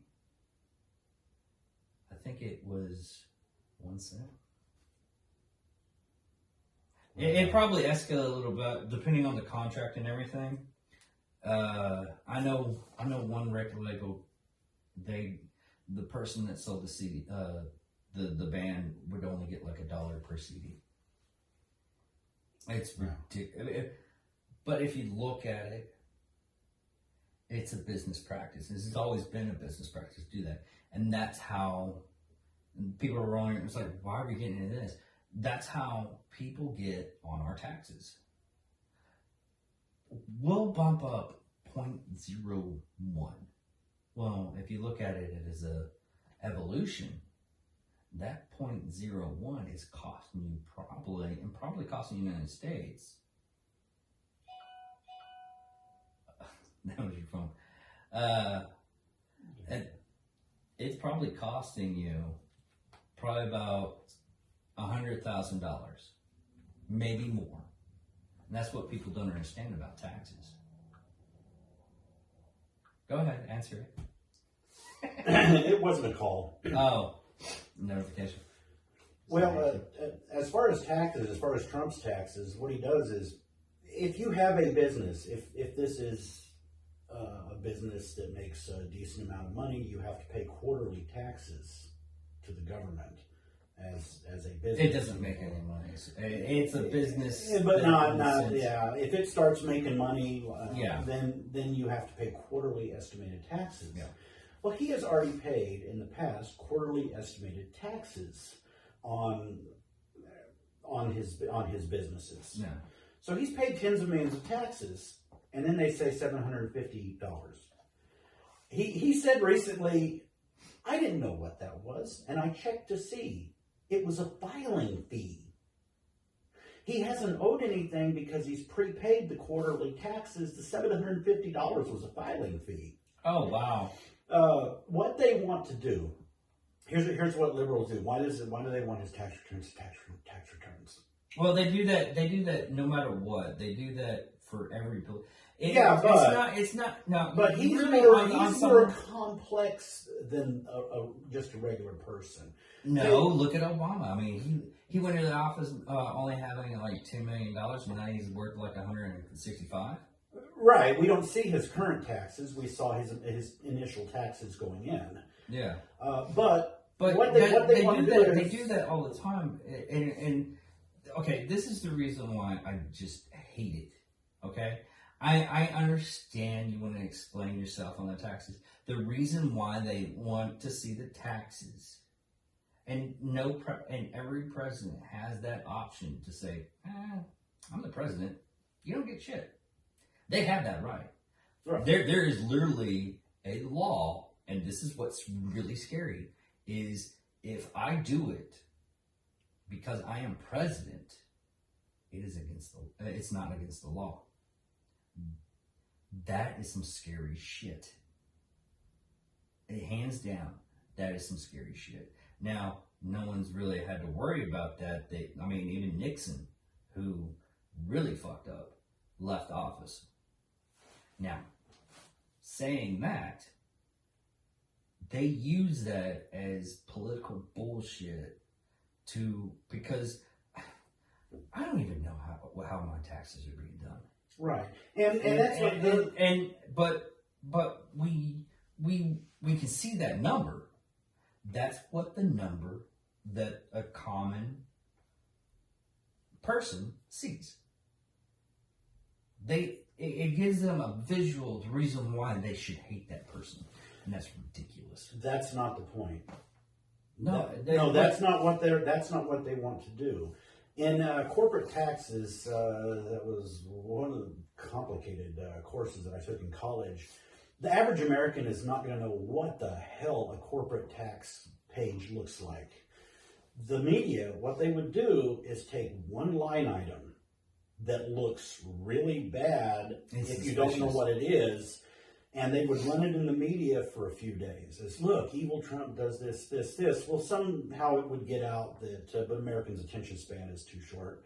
It would get out that, okay, there's really not something wrong with that, but to take this one line and explain why it's not wrong might take 15 minutes. That's not going to happen. But once that dies down, boom, a few days later, they would take another line item out of it. They'd take another line item out of it. And then it would be a media, his taxes, every few days each line item, but continuously for 2 months it would have been his taxes. It's all the other media would have been talking about. Each line item that Americans wouldn't really understand, and they make it look bad. Okay. That's basically what I just said. Oh. I simplified it to because I'm an idiot. I simplify things. I dig down. What I tell people is don't look at conservative, liberal. Look behind the scenes at the number, like a poll. You can't just look at a poll. Who did it? Okay, this is a Democrat, Republican poll. Drill down and look at the questions that were asked, how it was asked, what sampling size did they use. So don't just go what you hear about a poll. You have to dig down. And if you get a poll that they won't post that information, just toss that, because that's bullshit. Like this one that showed Trump down 17 points in a state that everything else is 4 or 5 points. That poll, you couldn't even find the information on how they achieved it. No. Here's even something ridiculous that I found out. Actually, it might not have been that exact poll, but there's literally there was one. They didn't even list the sampling size on no, No no, Clear no. Politics. Here's something. Here's even a little bit more limelight on that. There's people that are on those polls. They're saying they're voting for Biden, but they're still voting for Trump. I mean, hands down, that's what they said. But the reasoning why they say that is because they don't want the scrutiny of saying, "Hey, I'm voting for Trump." That's the reason why they do that. Hands down, that's the reason. But they're still voting for Trump. So those polls, and this is the same polls that people listen to. Now, the day of the election, that's the one that you want to look at. Because people are voting then, they're voting for who they choose, and it's the people that they didn't get to and everything that's going in. And I've heard that, But but I didn't realize exactly how deep that went until I experienced it. well, look at I got a call about a month ago. It was a polling call. I went, I'm going to show my Trump support. I'm going to answer this poll. And then about partway through it, I go, who is this person? Am I going to end up getting someone burning the front yard? So my strong conservative became wishy-washy, middle of the road. So here, I am the example, and that's what's happening. Is I was beginning to think, you watch the people burning the streets up in cities, and you go, is my car gonna? I mean, my wife is scared when I went to All Political on Facebook. I bought a Trump flag, and I fly it on a 20-foot flagpole. Yeah. And she was worried we're gonna get our tires slashed. Not in that area. It's a lot of military retirees and stuff, patriotic people. They probably go, cool. Yeah. And you live by one of our close friends and everything, so she would help defend it. she gave me a Trump flag. God, I was gonna do this whole skit. I really needed hammer down on my skit. I wish I had bought another one. I told my wife, hey, I wish I had another one. We'd hang it up in here. What we do there. Oh, I know you don't want to be that partisan, but yeah, I really don't, because there really is a lot of policies that we need in effect. But you don't see those. It's whatever Biden says, it doesn't matter. It's irrelevant. You people should be looking at President. I just want to see the puppet master. No, they should be looking at President Kamala Harris, and what she is going to do and what the people behind her are going to do, because that's what's going to happen. Biden's irrelevant. Yeah, exactly. All this bringing people together, and we're going to do this, and then fracking, not fracking, all that. Oh yeah, that was another thing that Crenshaw posted on his Instagram was how much it's going to cost for fracking. I already said that. Yeah. But $7.2 trillion just to get rid of fracking? I'm like, no. And well, we just lost a $7 billion fracking. Was it a plant or a business that was going to come into this town to Houston from France? And they canceled it last week because they're worried about fracking and the environment and how it looks. Oh, really? Began with an E. Crenshaw put it on his on a Facebook post. I love Crenshaw's commercial. Have you listened to his podcast? No. Have you seen that commercial he made? Oh, no. JT made that commercial.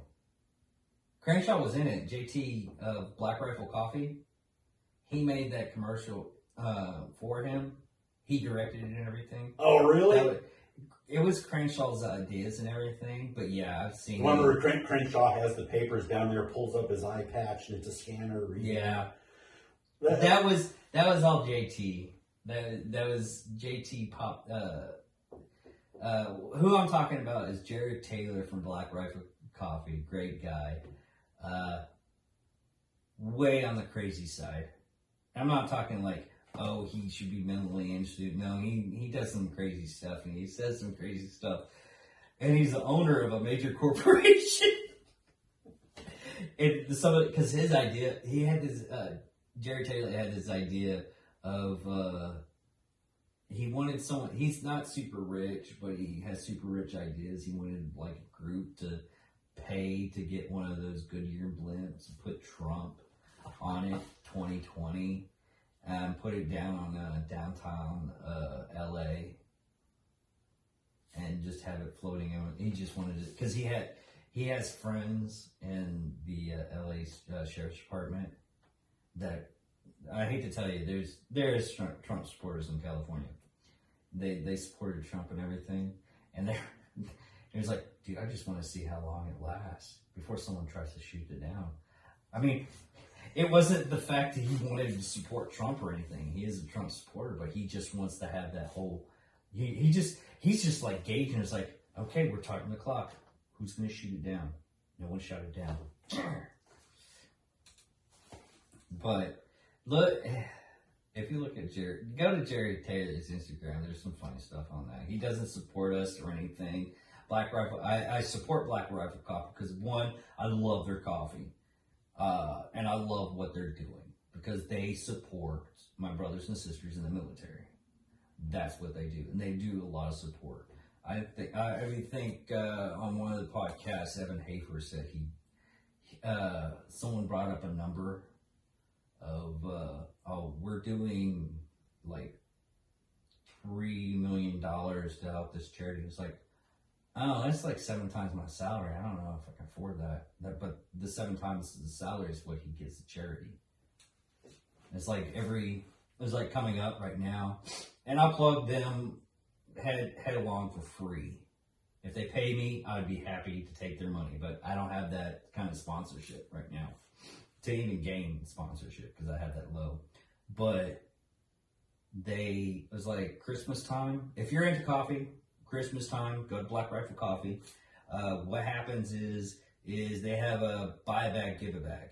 You buy 1 bag, they give a bag to someone overseas. Oh, that's awesome. Every year, every Christmas, they do this. Right now, they're even doing it now for the firefighters in California. You buy a bag, they give a bag to people that are fighting the California fires. So get this. People that are conservative or are helping people out, you have to give a little bit of money up. It's called capitalism, people. Capitalism. I'm a capitalist pig dog. That's another Breaking thing. into money. Yeah. The shiny rocks and hopeful dreams right there. But no, I'll help you set up a show if you want to do your own show. It's something fun to do. The reason why I started stuff like this isn't to get my voice out. I'm thinking money. But when I started doing it and everything, I look at it and I feel more sociable. I feel that it's been a couple of bad 5 years. I mean, I've talked to you about it when I first started working there, working at Helmet. Now I'm laid off, but hopefully we can get our jobs back pretty soon. Maybe. Depends on who wins the election. I know, right? But reason I started this on a whim, really. I was like, these people are doing it. They're making money. I probably make a couple of bucks on the side. And, well, I still haven't made any kind. I've spent more money than I've gained so far. I don't even want to do, because I forgot to save the receipts. And you needed receipts. And I was like, I just tell them I didn't make any money. But when I started talking, I don't really have anybody that actually listens religiously. I would get a couple of comments. Hey, why you could try this? Like our Doomsday episode. I had a person go out and it's like, hey, if you like Doomsday stuff, check these books out. I'll look at them. And I looked at the books and I read them. And it's fascinating about some of the people that actually do listen to this stuff. And even if I guarantee you right now, even if it's a small amount of a comment, I will look at it. But, and saying that right now is I'm able to do that because it's probably like 1 or 2 people. I'll comment on that. I try to be open with everybody that actually tries to comment on my pages and everything. But it is so much a relief. I can understand why there's like, I've gotten this knowing that I'm like 600,000 people are doing it, and some of them don't pan out the first year. I'm gonna keep on doing this until I'll do it on my deathbed. Because I enjoy, I really do. I like enjoy talking to other people. I've convinced some people come in to do it with me, and they're like, I just didn't want to do it. Then I got onto it, and it's fun. That's the point. Yeah. That's the point they say is too many people go, I want it to be perfect. I'll wait till the right time. Well, that's any kind of business. But if you look at someone like, I like to follow VidPro Mom. You should take a look at her. She'll have kind of lessons on, this is how I started. This is how I set it up now. This is a good. Oh, yeah. It's that one that you sent me. Or you send it to her and you send it. And her and actually one of them who does programming, little programming videos. He said, get out there. The first thing you need to do, he said, it's going to look like crap. You're going to make the crappiest videos. If you look back 5 years from now and look back at it, you're going to go, oh my God. But he said, you got to get in front of the microphone and you got to do it. Yeah. But too many people go, well, I got to plan it. It's just got to be just right. Yeah, I had a friend of mine that told me that when I started doing this, like, well, your sound's off. It's like, no shit. Well, I said that. No. Well, you said that. No, I had another person that said there's that. an echo. Yeah, I'm gonna have echoes. I mean, the whole paneling. I think it's like 48 panelings for. By the way, we're done with the political stuff. I'm done with the political stuff. Oh no. Yes. No, we got to get back into the political stuff. Okay. Now, but as far as what I was told one time, it was the best advice I think I ever heard. No, this was on something else. A job was actually created for me, and I didn't know it. I worked in the call center, and the call center director evidently listened to me all the time. And I didn't know that. A job came up, and everyone said, the supervisor said, put in for it, Bill. Put in for it. I couldn't do that. Put in for it, Bill. And to tell you how bad I am in interviews, I was actually kind of really tired interviewing with two different heads of different departments, and they asked me a question. I went, can we come back to that in an interview? Yeah. So I leave the interview, and I'm like, yeah, you guys got this. I don't have that. Bill, you're advancing. What? So I'm in there. I literally, it's one of those moments. It's like, how? I literally crap showed that whole thing. Well, I'm with the director and the other two department heads. I'm flubbing the interview, but for a call center. But the call center director used to outsource like AOL call center. He spent 2 years in India moving one there. So he was a computer guy, and he knew I was a computer guy. So I'm sitting there flubbing everything. All of a sudden, he goes, Bill. And he starts talking computers. Yeah. Getting things out that's computers. The other two people, department heads, head of the trucking and the car department, they're like totally lost. And we're going, and okay, Bill got the job. And I got in there and he said, I created that job for you. It was, I would be working with the 5 worst people in every department, for every supervisor. I would work with the outliers. And I said, well, my talk time's high. How do you? He said, I can tell about you. You may not be able to do it, but you can teach it. And then I'm talking and he says, I know how you think. He said, you look at something and you plan it, you get the details, you test it in your mind until you think it's just right before you do it. He said, don't do that. I want someone who thinks out of the box. He said, I want to see you screw it up. He said, as long as it's not illegal, immoral, or unethical, I will say nothing. Just screw it up. That's what I want to see. That's pretty amazing. And that has stuck with me all along. And that's what they said about YouTube and doing YouTube videos is you're going to screw it up, so just screw it up. Just do it. Yeah. I mean, you can only fall upward. But my perfectionist attitude, I look at it and I go, one video on YouTube, and it's just a video of me driving, and I'm like, oh, it could be this. I need to cut this out. And well, that's what a lot of people do to me, and me. I got a totally different ideology. Sorry, I can't say a lot of words. Ideology. There you go. Do ask my wife if you ever see her to say ambulance. Dude, I can't even say distribution. She will go ambulance. But edit that part out. She wouldn't like seeing that. She's not gonna watch it. No one watches that. I watch it. No, I don't even watch it because I do it, and I have a very good memory.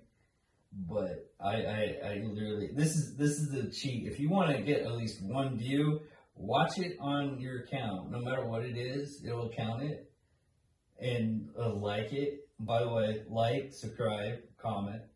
But don't drive that through people's throat because it's just I hate doing that. I mean, you get all those flares. It's like surprise. I thought about doing that. I have the ability now to actually put that in, but I don't. A flare, like a Star Trek lens flare. It comes up with a bright light that goes. Yeah. Do it. Lens flares. Do lens flares. Freaking lens flare. But small, not like this big thumb over the whole thing. Just, no. I have a hard time remembering to wipe the camera lens off my phone. Is this thing still running? Yeah. You need a light. That's what those are. No, a light on it so you know it's still running. Yeah, I know. But I know the percentage. I got about 4 hours on my phone. I love that Trump starts talking about the media and how the media, I just talked about seeing it. Look at the lights go out back there. They're not going to record it. Yeah, and the lights are going out on the CNN cameras. And then the crowd starts chanting, CNN sucks, CNN sucks. Okay. Yeah, I've watched about almost every rally for the last 2 weeks. Except today, he's doing 4 today, 5 tomorrow, and 5 Monday. Damn. He's doing 4 rallies just in Pennsylvania today. Damn. Now I like how they're doing the social distancing on the Biden campaign. They have like little circles where you have to be in. We're in their cars. Yeah. You know, Minnesota just screwed Trump yesterday. How's that? They came out, Keith Ellison and the Attorney General and the Governor said, okay, you've got to adhere to our social distancing. So he had about 25,000 people who were going to be there. 250. They limited him to 250 people inside that. I thought, oh man, that's really going to screw things, because I looked on YouTube and I looked at the live feeds, and because I look at the live feed numbers too, and there was several 100,000 fewer people viewing the live feed. Him just standing up there talking, and it lost the energy, but it didn't. Then there was one of the news people who was attending all 3 of his rallies yesterday, and she was at the 3rd one and had her man on the street type interviews out there. Those tens of thousands of people outside the gate were basically holding their own rally, and they were so pissed. I think they're more energized than if they were in there to the rally. They're like, we need to recall the governor. Yeah. I think it backfired on the. That's what a lot of people don't explain. Everybody's blaming Trump because they're looking at the top part of the tier of the triangle to see, he's doing all this to us. And that's what a lot of the Democrats and liberals are trying to pull off. They're trying to say, I was like, he's doing this. He literally gave all the power to the governors to do what they want. And they are the ones that are fucking us. Well, the progressives despise the 10th Amendment. The 10th Amendment stops them so much. Yeah. The 10th Amendment gives states the rights, anything that's not in the Constitution, the states can have the rights to make the regulations, but they want... It's separation of state and... It just gives states rights. Yeah. But the progressives want to control everything for the states, So they want the make federal government. They want to take that over, and they want to be able to run the states.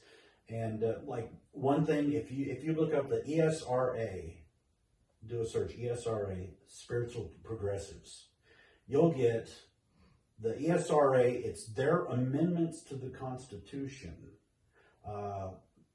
Actually, it's not necessarily. I don't know if it was classified as amendments. I haven't looked at it in a long time. But one of the things in there actually gets rid of, goes around the 10th Amendment. Really? If it was passed. That's a scary thing. Now, they know they're not going to get the whole thing. Yeah. So what they do is they take a piece of it and try to pass it through other legislation. He was a libertarian from up north. I can picture him. Not quite getting his name, but there was a component in that he put in a bill and tried to get passed in Congress. But if you look at that, if you read all of it to the bottom, that's a scary ass thing. And that's the kind of thing, if you look at the latest manifesto that they have, that AOC has out, there's some of that in it. And that's what you're going to see in our government. Now, what Biden says, you're going to see this back stuff that most people don't read. That was another thing that I'm getting really tired of, is the Marxism. I can't even talk right now. Sorry, people. But we'll just say socialism, because that's what it freaking is. And it ends up being communism. Here's the thing with socialism. It actually does work out. Now you're wondering, it was like, how does socialism work out? You are a communist pig dog. Socialism does work out, but it only works out in corporations. You have to have, okay, the way socialism works, and I saw it very clearly when we were working at Helmet, because Helmet is a socialism company. Everybody gets paid the same. The only way you get raises is if you learn something else new. And you go up and pay that way. That's the only way you can go up and pay. You can't, in a capitalism society, the only way you can go up is because, hey, I work harder than anybody else. Right. There wasn't a merit increase. There was a standard increases, cost of living increases. And technically we get free healthcare. All that stuff's paid for by the company because you work for the company. What socialism works on is through corporation. Yes, you have capitalism. If that company isn't making money, you're gonna have to get off the island. That's how socialism works, and that's the only way it was meant to work in. It provides better stuff for the individual. The federal government can't afford healthcare for everybody. You're looking at a company that can pick and choose how many employees they get. The federal government can't pick and choose how many people are alive in their country. Communism can, because China fucking kills off people.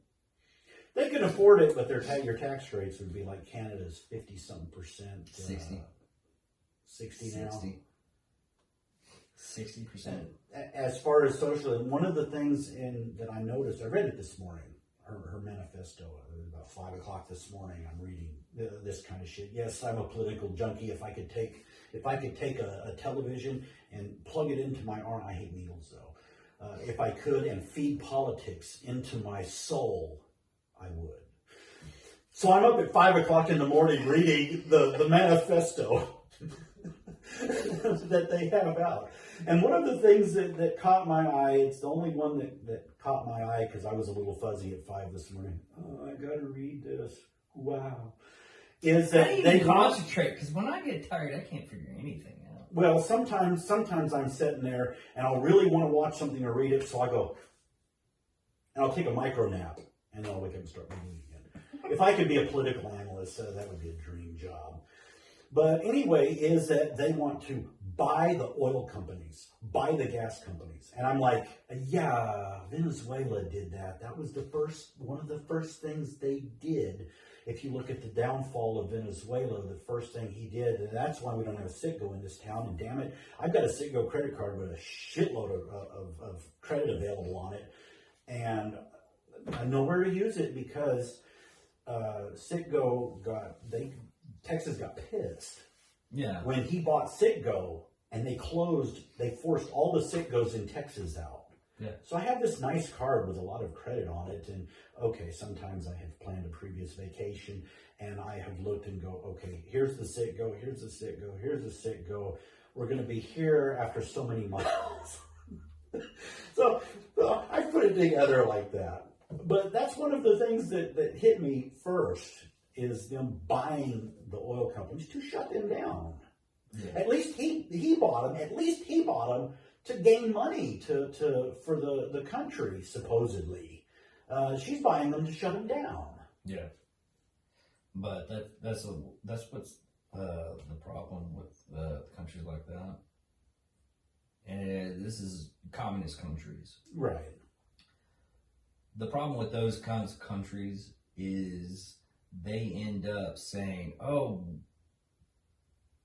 we're going to buy everything. We're going to control the workflow and everything like that.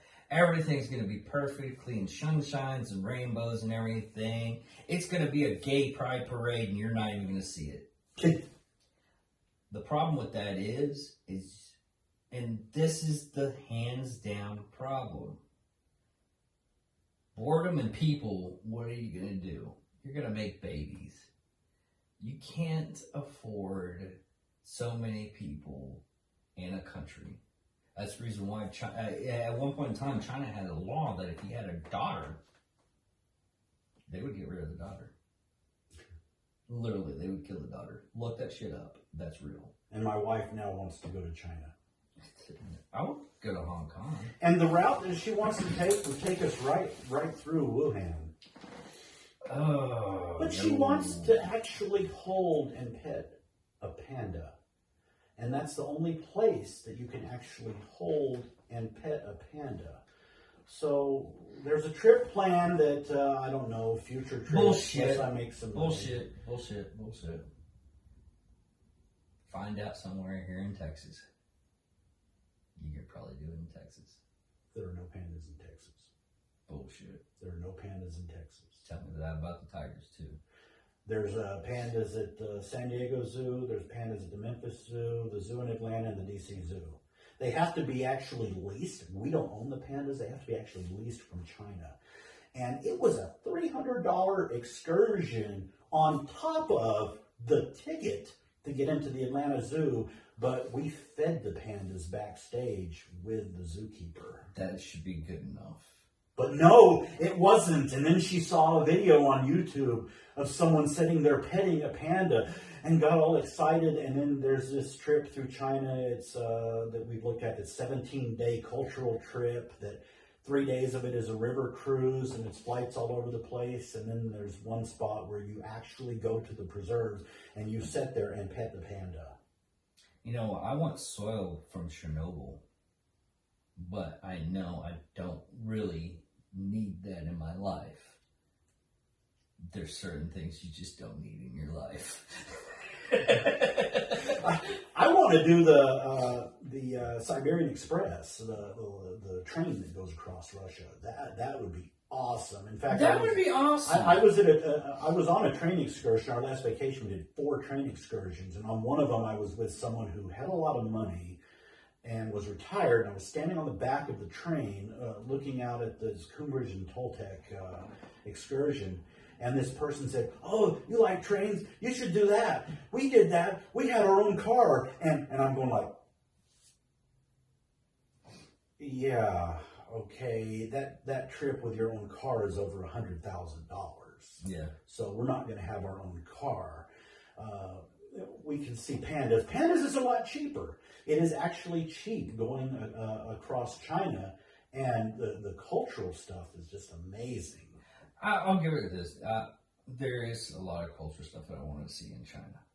The problem is I don't like communism, and I don't like bullies, because what they're doing, I'm one of those people, if I see wrongdoing, if we invade China, I'll be up there because I want to see the Forbidden City. I'll try to get re-enlisted to go over there to kick some Chinese ass. And the reason why I really don't like China is because how they're treating the Muslims there. I mean, even France right now they're trying to, after the whole chopping off the teacher's head and everything, they're having problems with Muslims. But you learn more in depth on those cultures if you actually take those trips. Yeah, exactly. But I'm not saying anything against Muslims. There's a lot of people that I know that are Muslims, and I'm saying that because it's fine. You just blow it a little bit to the left. I'll see if I can find it. But no, there's a lot. I think that would be neat anyway. But no, there's a lot of. I've been in Muslim cultures. The only thing I can't stand is the morning and evening, because they have morning prayers and evening prayers, and it's on loudspeakers. You cannot sleep. I can sleep through mortar fire, but I can't sleep through the Muslim prayer. That's ridiculous. There was a talk show host I used to listen to. I can't remember his name, but he actually had a clock with that prayer as the alarm. That was pretty wild. And then he had another one that I had on my phone as a ringtone for a long time. It was and it was their la la la la la thing. Answer the phone. It could be a bomb. It could explode. Answer your phone. And I'm sitting there in the mini mall with the bass, and I'm going, oh shit! Dude, he did that before he blows up. I think I did this on one of the episodes.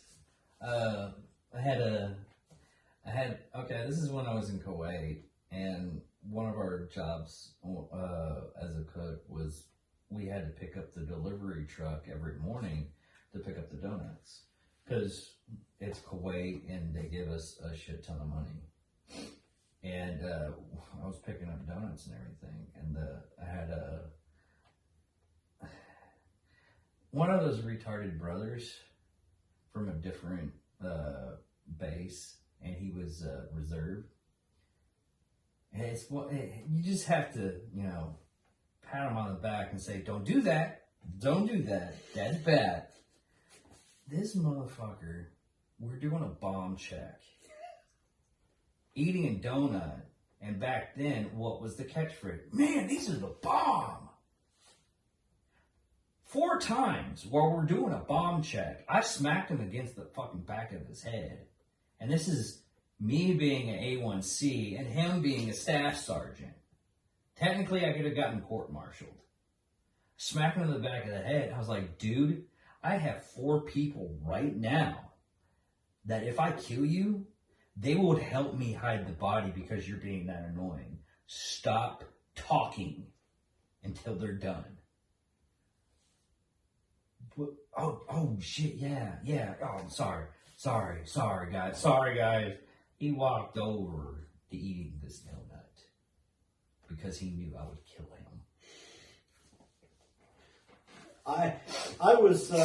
I'm a pack rat.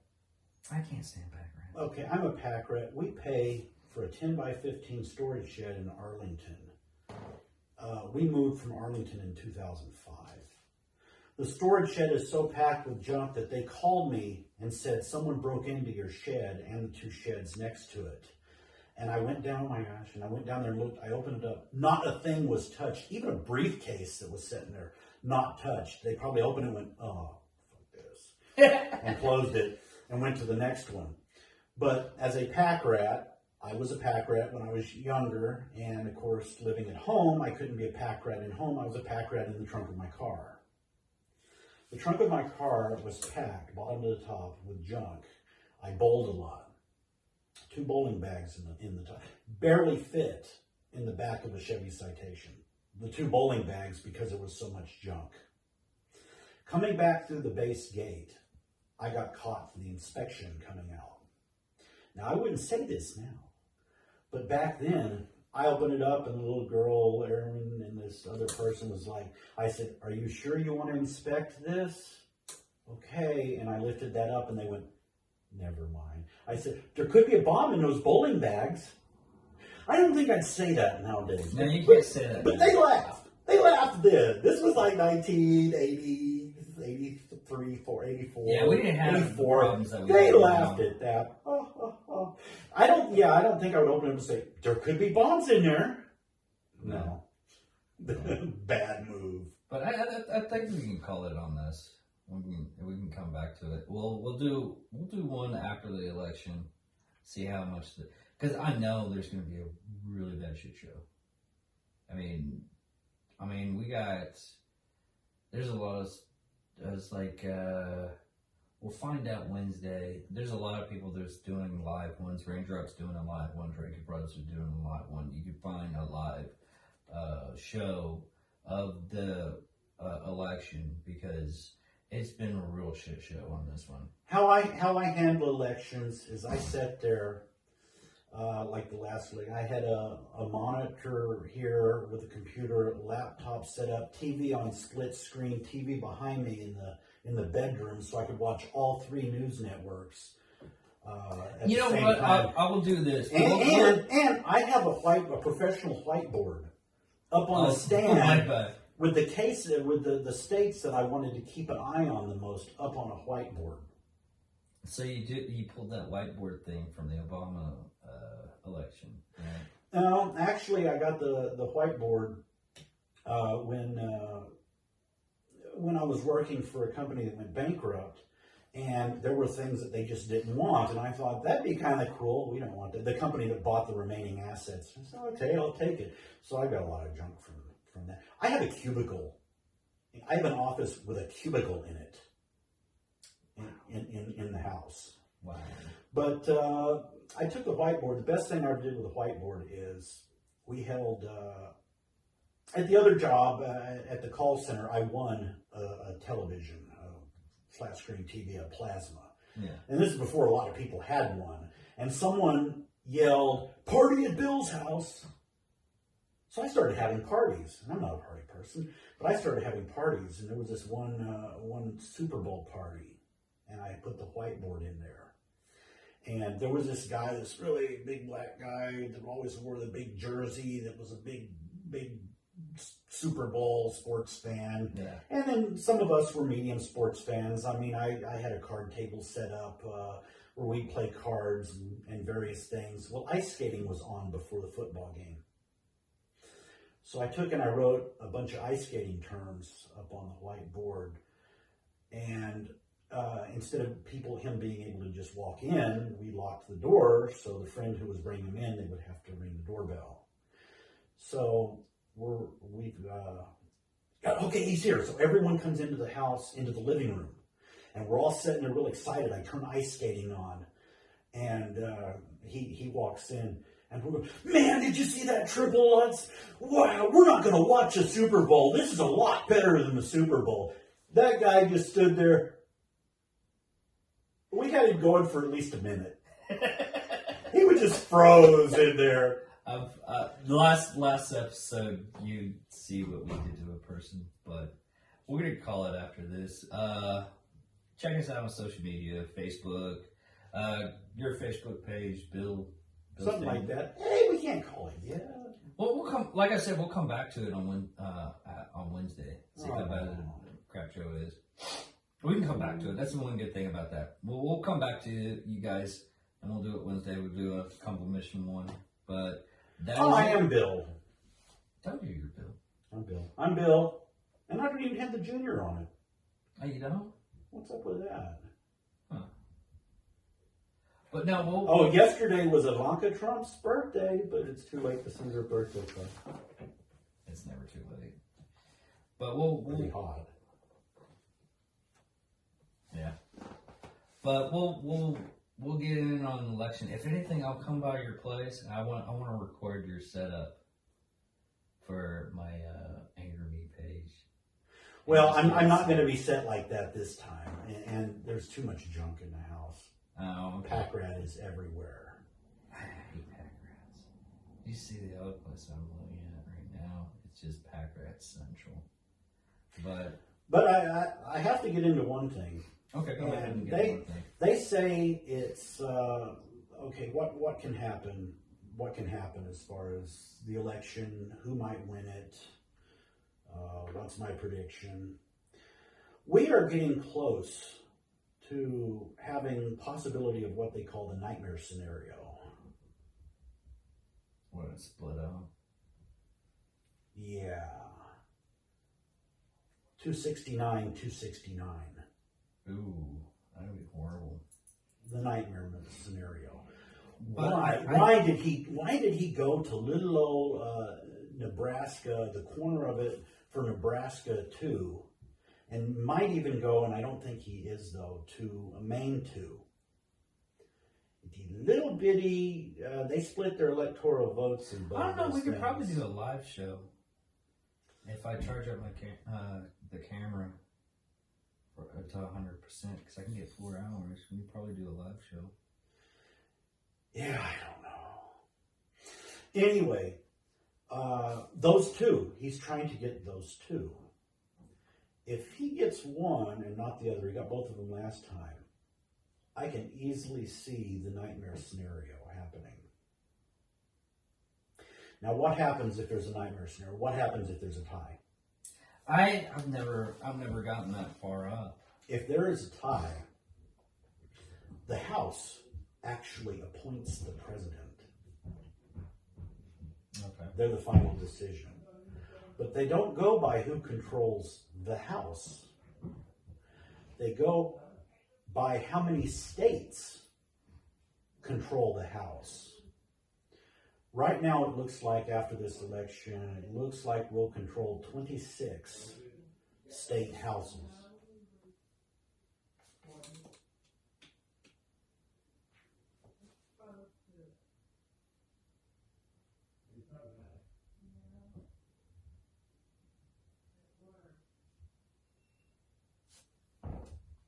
Okay.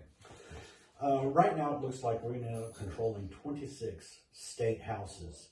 If we control 26 state houses, then the minority Speaker of the House, Republican, actually would appoint the president in a tie. Latest thing, a couple of weeks ago, Pelosi started sending big bucks into state races to try to flip some of those other houses so that if it was 25, 50-50 split, she would control it, and then she could appoint the president. Yeah. God. That's what we're looking at. Or if there is election chaos and it goes past the certifying date of the first week of January is when the electors certify. If it goes beyond that, election chaos. But I can see the chaos, but I don't know if it's going to go that far. Because I looked at what he could do if what's in play if he sweeps the southern states, if he gets Arizona, loses Pennsylvania, Michigan, Minnesota, but wins Wisconsin and wins one of those two single ones, it's a tie. Yeah, like I said, you got to see it on Tuesday. We'll, we could probably let's talk about it after we get done with the podcast because I think we can actually do the live show. I mean, even though like probably about 3 people will watch it. I tried to have an election watching party one time. How did that go? One person came. Yeah, it wasn't like the Super Bowl party where I had a couple of dozen people there. It wasn't like that. The election watching party. Yeah, I'm gonna. One person came. Yeah. I can set it up to where we're watching. I just gotta figure out some other stuff out, but I don't know if it goes the wrong way.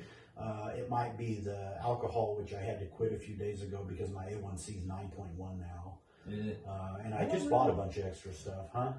I that's one of the other computer. That's the reason why I want to wrap this up because I gotta go buy some alcohol for our party. Oh, I'm gonna have a lot that might have to. I don't know what I would do with it. I don't know. One day when I go, I don't have a job and all this. Oh, screw it. Yeah, I don't know if I can do that. I've only had like one scenario where all life was like draining. Well, I have two scenarios, but I have one. The first scenario I did an attempt, and I'm looking at stuff like that. One of the things is, and I didn't realize this, I like pina coladas. Pina coladas are good. Okay, so pina coladas, I like it. Dear, why just a blender, a small blender full of pina colada? And I'm feeling like weird, and I should have related it a few weeks ago to blood sugar.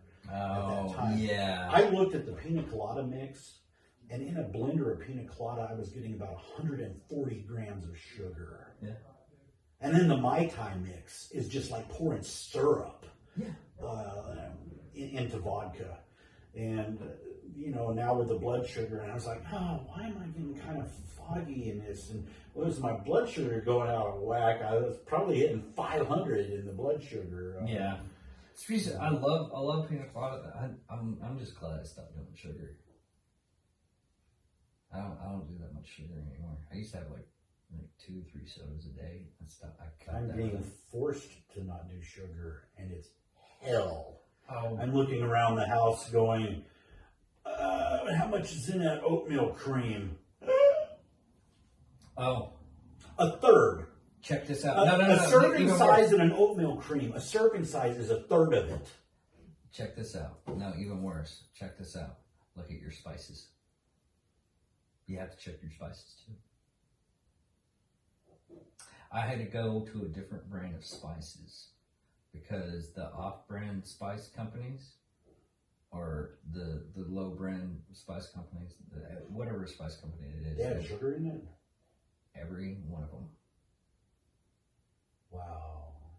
You have to get a little, either A, grow your own spices and herbs, which some of it's impossible, or B, you have to look at some of the spices.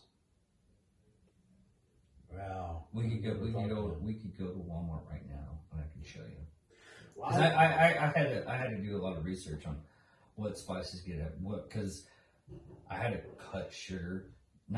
It wasn't really like, it was health reasons because I was getting more overweight. But I wanted to lose 20 pounds, and that was one of the ways. All I had to do was cut sugar. I was like, I can do that. That's possible. And a person that says it's not possible doesn't have the willpower to do it, I guess. Now it came Diet Coke. That's even worse for you. I know the aspartame in it gives my wife headaches. Water. Do water for 2 weeks. Then, okay, this is what you got to do. Do water for 2 weeks. That's all you have to do. Do water for 2 weeks. Then after that, do something that's not as harsh on your body for your sugar intake. And there's another option is, once a month, just give yourself a sugar treat. Don't go overboard. Maybe about 2 donuts. I barely even do. Yeah, I do a bag at a time. Yeah, that's horrible. It's called losing. We'll do an episode of how we can manage Bill. Well, I'll do that. I'm looking at that new Amazon gadget. Amazon has a new gadget that analyzes everything about you, and you wear it all the time. And it's interesting. You should look it up. But I don't want the Amazon Loop. That is so bizarre. Yeah, I know. Have you seen the Loop? All those things are Have you seen bizarre. the Loop? It's Alexa on a ring. Oh, wow. You sit there and tap it, and you ask for your shopping list. You can tap it. You're getting home. You can tap it to control your house. It's getting too much. You can do a double tap, and double tap is speed dial. It's getting too much futuristic now. But I'm not going to walk down a store and go. Although, Okay, my watch. But I can have my watch and Look at how we do our phones nowadays. People just hold it like this. They don't hold it. But I don't have to with my watch. Okay. I can walk with my hand at my side. I walked with my hand at my side through a casino talking to Mom, and she picked me up like nothing. And it's not an expensive one. It's the old Neo. Yeah, I really gotta go. I just realized what time it was. Yeah. All right. So we'll come back to this Wednesday. We'll do something on Tuesday. We'll do a little bit of live feed part around about. Is 9 o'clock good enough for you? 9 o'clock. At night. Oh, well, I wouldn't be able to do that. Me and my wife, we both get into the political thing. Okay. We can figure something out. If anything, we'll do a voice. We'll do a Skype or something like that. It's to the point where, okay, we watch TV at night. My wife gets home at about 10:30 at night. And because the election isn't over until like 11. The election isn't over until maybe the next Monday or later. Yeah. But anyway, we watch it, and here lately, the past few weeks, to kind of cheer us up, she goes, "Find one of the Trump rallies for us to watch today." So we're at 1 o'clock in the morning watching Trump rallies. I can't. Well, I saw part of this one, and it's not quite as jazzed up, but this one you gotta see. I saw it today, so you gotta see this one. So I'm watching reruns of Trump rallies. That's so sad. That's how much into politics I am. I was taking notes. Well, that's the reason why I wanted you on this right before the election, so we can really get into it. But it's the time frame and everything. I should have planned. If we did it on the one thing that we didn't have that COVID scare that whole weekend, I would have had 3. Oh, my plan. I already had it booked. I had a 2-room suite on Times Square booked. Yeah, you told me about. I had a cruise on Thursday that was going to leave from there. I was planning, and if COVID hadn't have hit, it would have been a blowout. It would have been a blowout election, and he would have won. And I was planning on filming Skyscreamers live. That's the people who sat there and when Trump wins, and they're sitting on the streets in New York screaming at the sky. I wanted to film those live and do live broadcast of it, and it would have been so great. Yeah. But I wanted to be down. I was going to be down to watch the Empire State Building as each state is called and it lights up. Oh, cool. I had planned to be in the spot. This is how detailed I do vacations. The spot where we would have the view of the Empire State Building. Oh, nice. And then COVID blew it to hell. Yeah. Damn Chinese. All right. The China virus. Because it comes from China. China. All right, people. We'll catch you next week, Wednesday. Well, this upcoming Wednesday, we'll put out a video.